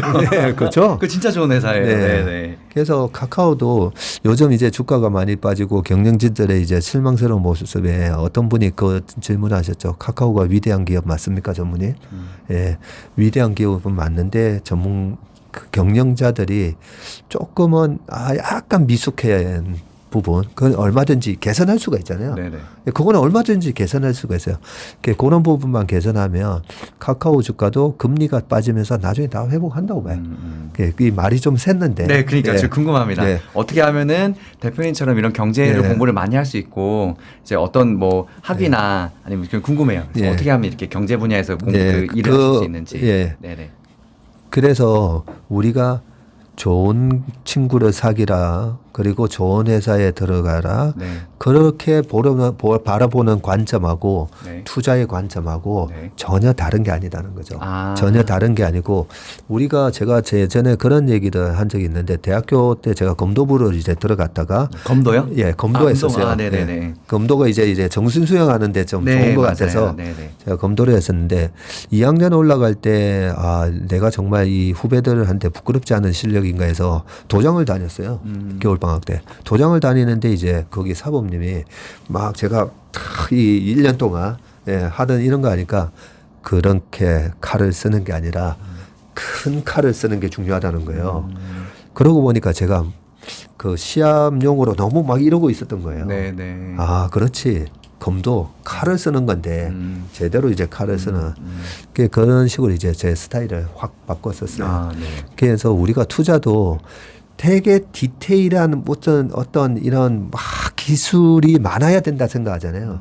근데 그렇지 않다는 거죠. 네네. 큰 원칙을 지키는 게 중요한 거예요. 우리가 인생에 있어서도 내가 행복하게 사느냐 안 사느냐 그것도 어떤 큰 원칙이 있어요. 늘 감사하게 사느냐 아니면 늘 부정적으로 사느냐. 사람을 만날 때도 저 사람들이 왜 날 싫어하지? 그 사람에 대해서 늘 나는 부정적인 시각으로 바라보지는 않나? 저 사람의 단점만 보려고 하지 않나? 내 입에서 늘 부정적인 얘기만 하지는 않나? 그런 거 하나만 보더라도 네네. 얼마든지 내 인생을 바꿀 수가 있잖아요. 맞습니다. 그래서 투자도 마찬가지예요. 그래서 제가 머리가 좋고 되게 공부를 열심히 하고 남들보다 엄청난 노력을 하고 그래서 이 정도의 자리에 있다는 게 절대 아니다는 거. 네네네. 그냥 다행스럽게 저희 아버지 어머니가 좋은 원칙을 많이 가르쳐 주셔서 네. 그냥 그 좋은 원칙으로 살다 보니까 이렇게 된 거고요. 네. 그냥 또 한 우물을 팠어요. 그냥 제가 네네. 이것저것 막 하지 않고 그냥 대학교 때 파생상품 이런 거 공부해 보니까 너무 재밌어서 꾸준히 경제 공부만 계속 예, 하셨어요. 그때 91년부터 지금까지 이 한 우물만 파다 보니까 네. 이 정도 된 거예요. 다른 거 막 안 하고. 네네. 네. 그래서 그러니까 조금 이제 뭐 오늘 얘기 나왔던 것처럼 나 자신에 대해서도 생각해보고 네. 여러 가지 생각해보고 여러 가지 뭐 공부도 많이 하시고 하는 것도 당연히 하셔야 되는데 네. 큰 원칙 투자를 했을 때 이제 큰 원칙 그런 좋은 원칙을 제가 우리 힐링 여행자 이 채널을 좋아했던 이유가 네. 아버님이 그 큰 원칙을 너무 많이 말씀해 주시는 네네. 거예요. 네. 그래서 제가 이 힐링 여행자에 한번 나와줄래요? 라고 했을 때 제가 네. 뭐 두 말 안 하고 나왔던 게 너무 다행이네요. 제가 그 네네. 큰 원칙을 걱정했는데. 선생님께서 너무 우리 투자자분들한테 많이 얘기해 주셔서 네. 다른 데 갈 뭐 생각할 거 없고요. 그냥 선생님이 말씀해 주신 그 네. 좋은 원칙을 지키면 될 것 그래서 같아서. 방금 그 얘기 나오셨으니까 말씀드리는 건데 저희 아버지는 이제 그 경제나 이런 공부를 오랫동안 하셨어요. 이제 언론이나 이런 유튜버에 나오신 지 얼마 안 됐는데 그래서 그 대표님 옛날부터 되게 많이 보시고 강연이나 이런 거 많이 하셨잖아요. 방송에서도 경제 인터뷰 워낙 많이 하셨고 그래서 되게 봤는데 주식 투자하기에 올바른 원칙을 잘 갖고 계시다고 이분으로 꼭 시작하자라고 그랬었거든요. 저희 인터뷰 채널. 그래서 이제 제가 요청을 드렸던 거예요. 네. 등해해 주셔서 감사합니다. 마지막 질문. 저 대표님 투자 자문회사 대표님이시잖아요. 네. 체슬리 투자 자문회사 어떤 회사인가요? 제가 이거 여쭤보는 게 투자 자문회사라는 개념을 사실 저는 잘 모르겠어요. 일종의 뭐 펀드 매니저 개념으로 이해하면 될까요? 어떤 회사예요? 어떤 방식으로 돼 있는 회사예요? 네, 맞습니다. 저희도 이제 펀드 매니저고요. 국민연금 다 가입하시잖아요. 네네, 연금이요. 국민연금에서 국내 주식을 한 160조, 180조 뭐 그 정도 운용을 하는데 국민연금에서 다 직접 하는 게 아니고요. 네. 국민연금도 저희 같은 자문사한테 투자를 일임을 해요. 네네. 일임을 몰랐어요. 하고. 네. 예. 그리고 이제 그 보험 가입하신 거, 변액보험. 네. 그러면 삼성생명이나 교보생명, 하나생명에서도 엄청난 자금을 이걸 다 직접 하지 않고요. 그렇겠죠. 저희 같은 운용사한테 나눠주면서 네네. 운용 잘해주세요 네네. 하면서 순- 해요. 그렇게 맡아서 네. 대신 운용을 해주는 회사가 투자자문회사고요. 예전에는 이제 기관자금 위주로 하다가 네. 우리 이 코로나 이후에 그런 주식 투자 열풍 때문에 최근에는 개인 자금을 저희가 많이 일임을 해서 해드리고 있습니다. 아, 네, 네. 그게 이제 투자자문사가 하는 일이라고 아, 보시면 펀드 됩니다. 매니저 개념이 맞구나. 네. 그러면 어설프게 개인이 이것저것 투자하는 것보다는 투자 자문회사를 통해서 투자를 하는 것도 나쁘지 않을 것 같은데요. 그래서 저는 네네. 최근에 그런 말씀을 드려요. 어떻게 하는지 직접 이렇게 네. 좀 봤으면 좋겠잖아요. 네네. 근데 이 펀드 자산 운용사랑 저희 자문사랑 큰 차이점이 있어요. 네. 자산 운용사는 대표적인 무슨 펀드가 있고요. 네. 자, 여기에 돈 넣으세요 해가지고 말 그대로 펀드가 있어요. 네네. 그렇게 펀드를 운용하다 보니까 옛날에 이제 무슨 자산 운용에 뭐 펀드. 그러면 내가 그 펀드에 가입을 했는데 펀드 수익률이 어떻게 되는 기준가는 알 수 있는데 네. 그 안에서 도대체 어떻게 어떤 매매하는지는 네네네. 3개월에 한 번씩 날라온 펀드 리포트만 보고 알 수가 보고 있어요. 알 수가 있구나. 지금 이런 종목이 있네. 네네. 근데 중간에 어떻게 매매하는지 모르죠. 근데 네. 저희 같은 자문회사는 그 개인이 가지고 있는 그 계좌를 저희가 대신 운용을 해드리는 거예요. 그러니까 국민연금도 네네. 국민연금 계좌라고 돼 있는 거, 네. 삼성생명 계좌로 돼 있는 그 계좌를 저희가 운용을 하는 거예요. 매도만 하는 거예요. 네네. 그러면 다 볼 수가 있잖아요. 그렇겠네요. 예. 어떤 내 종목 계좌가 사고 팔았는지 어떻게 바로바로 되는지. 알 수가 있네요. 예. 그래서 조금이라도 약간은 이제 우리가 운동을 할 때 뭐 골프를 친다고 했을 때 네. 프로를 데리고 나서 네. 프로가 옆에서 어떻게 치는지를 네, 보는 보고 개념이다. 코치해주고 네. 그런 면이 이 펀드랑은 네. 조금 장점이라고 할 수가 있고 요즘은 이제 또 펀드에 돈을 보내는 걸 약간 꺼려 하시는 분도 많아요. 네네. 야, 내 돈을 보냈는데 내 돈이 도대체 어떻게 운영되는지 모르는 그런 부분이 있다 보니까 근데 이제 자문회사는 네. 내 계좌를 대신 우리 자문회사가 운용을 해주다 보니까 굉장히 투명하겠죠. 돈 네. 보낼 필요도 없고 네네. 그래서 가끔씩 보면 이 사칭하는 데서 네네. 돈을 보내라는 데가 있어요. 뭐 엄청 많겠죠. 예. 그리고 저희 카톡방만 해도. 저한테 어떤 분이 연락 오신 적이 있어요. 네네. 어디에다가 돈을 보냈는데 네. 뭐라고 하면서 근데 뭐 수익률이 막 이런 얘기를 하는 거예요. 그러면서 아니 근데 어디에 보냈냐 했더니 유명한 유튜버라는 거예요. 그래서 제가 물으면서 어디에요라고 했더니 힐링 여행자. 네네. 저희 그런 얘기 있더라고요. 그래서 제가 사칭하는 거죠. 거기다가 대고 바로 얘기했어요. 네네. 제가 그 선생님을 만나 뵌 적은 없지만 네네. 유튜브만 봐도 그 선생님이 누구 돈을 맡아서 그렇게 하는 분은 전혀 절대 아니니까 맞습니다. 네. 지금 그거 사칭하는 거에 네. 속으신 것 같다. 아, 네네. 당장 신고해야죠. 경찰에 신고하세요라고 얘기를 한 적이 있어요. 음. 그래서 이 돈을 함부로 이렇게 보내지 마시고 분명히 그 펀드에 가입하시더라도 증권사나 은행에서 가입을 하는 겁니다. 네, 그렇죠. 예, 문자를 보고 이렇게 돈을 보내는 건 절대 아니라는 네, 거. 보이스피싱이랑 똑같은 거니까. 보이스피싱이랑 똑같은 거예요. 네네. 조심하시기 바라겠습니다. 아, 투자자문회사 진짜 메리트 있네요. 그래서 이거 지금 제가 갑자기 띵 하고 생각나서 드리는 말씀인데 저희는 유튜버니까 컨텐츠를 만드는 게 중요하거든요. 네. 나중에 금액이 억 단위는 아니더라도 뭐 한 1000단위 정도 되는 거 우리 자문회사에 혹시 맡기면 운영 가능할까요? 네. 나쁘지 네, 그걸 저희는 컨텐츠로 맡아서 하는 이름이 있고요. 네네. 이렇게 한번 운용해 보세요라고 해서 네. 자문을 또 해드리는 경우도 있어요. 자문으로. 예, 그 자문은 자문 형식으로. 이제 금액이 네네. 꼭 뭐 3억, 2억 이렇게 안 돼도 상관은 없어요. 아. 몇 천만 원대라도 네. 자문 서비스는 할 수가 있으니까. 아, 그런 식으로. 네. 참고하겠습니다. 네, 참고하시기 바랍니다. 네, 저희 사실 드리고 싶은 말씀이 너무 많은데 제가 오늘 너무 붙잡아 드렸어요. 그래서 오늘 여기까지 이야기해야 될 것 같고, 저희가 다음에 박세익 대표님 꼭 한번 다시 모시겠습니다. 대표님 또 다음에 나와 주실 거죠? 네, 다음에는 네. 제가 언제 나올 거냐면요. 네네. 우리 힐링 여행자 선생님이 네. 내가 담배 끊은 지 지금 6개월이 지났어 성공했습니다. 라고 했을 때 제가 축하합니다 하면서 나오겠습니다. 아, 네. 아, 금연 얘기 들으셨구나. 지금 몇 달 되셨죠? 지금 이제 한 달 좀 한달 되셨을 정도요. 거예요. 예. 네. 6개월 동안 네네. 내가 한 대도 안 폈어. 라고 딱 선언하시는 네네. 그 달에 제가 다시 나오도록 와, 하겠습니다. 저희 채널 진짜 찐 구독자시네. 너무 감사합니다. 대표 오늘 나와주셔서 선생님 화이팅! 감사합니다. 네, 그래서 너무 감사하고요. 다음에도 또 꼭 부탁드려요. 네. 네, 힐링 가족 여러분 오늘 인터뷰 어떠셨어요? 저는 개인적으로 공부가 너무 많이 됐거든요. 우리 가족 여러분들도 꼭 그러셨으면 좋겠습니다. 힐링 가족 여러분 사랑합니다. 감사합니다.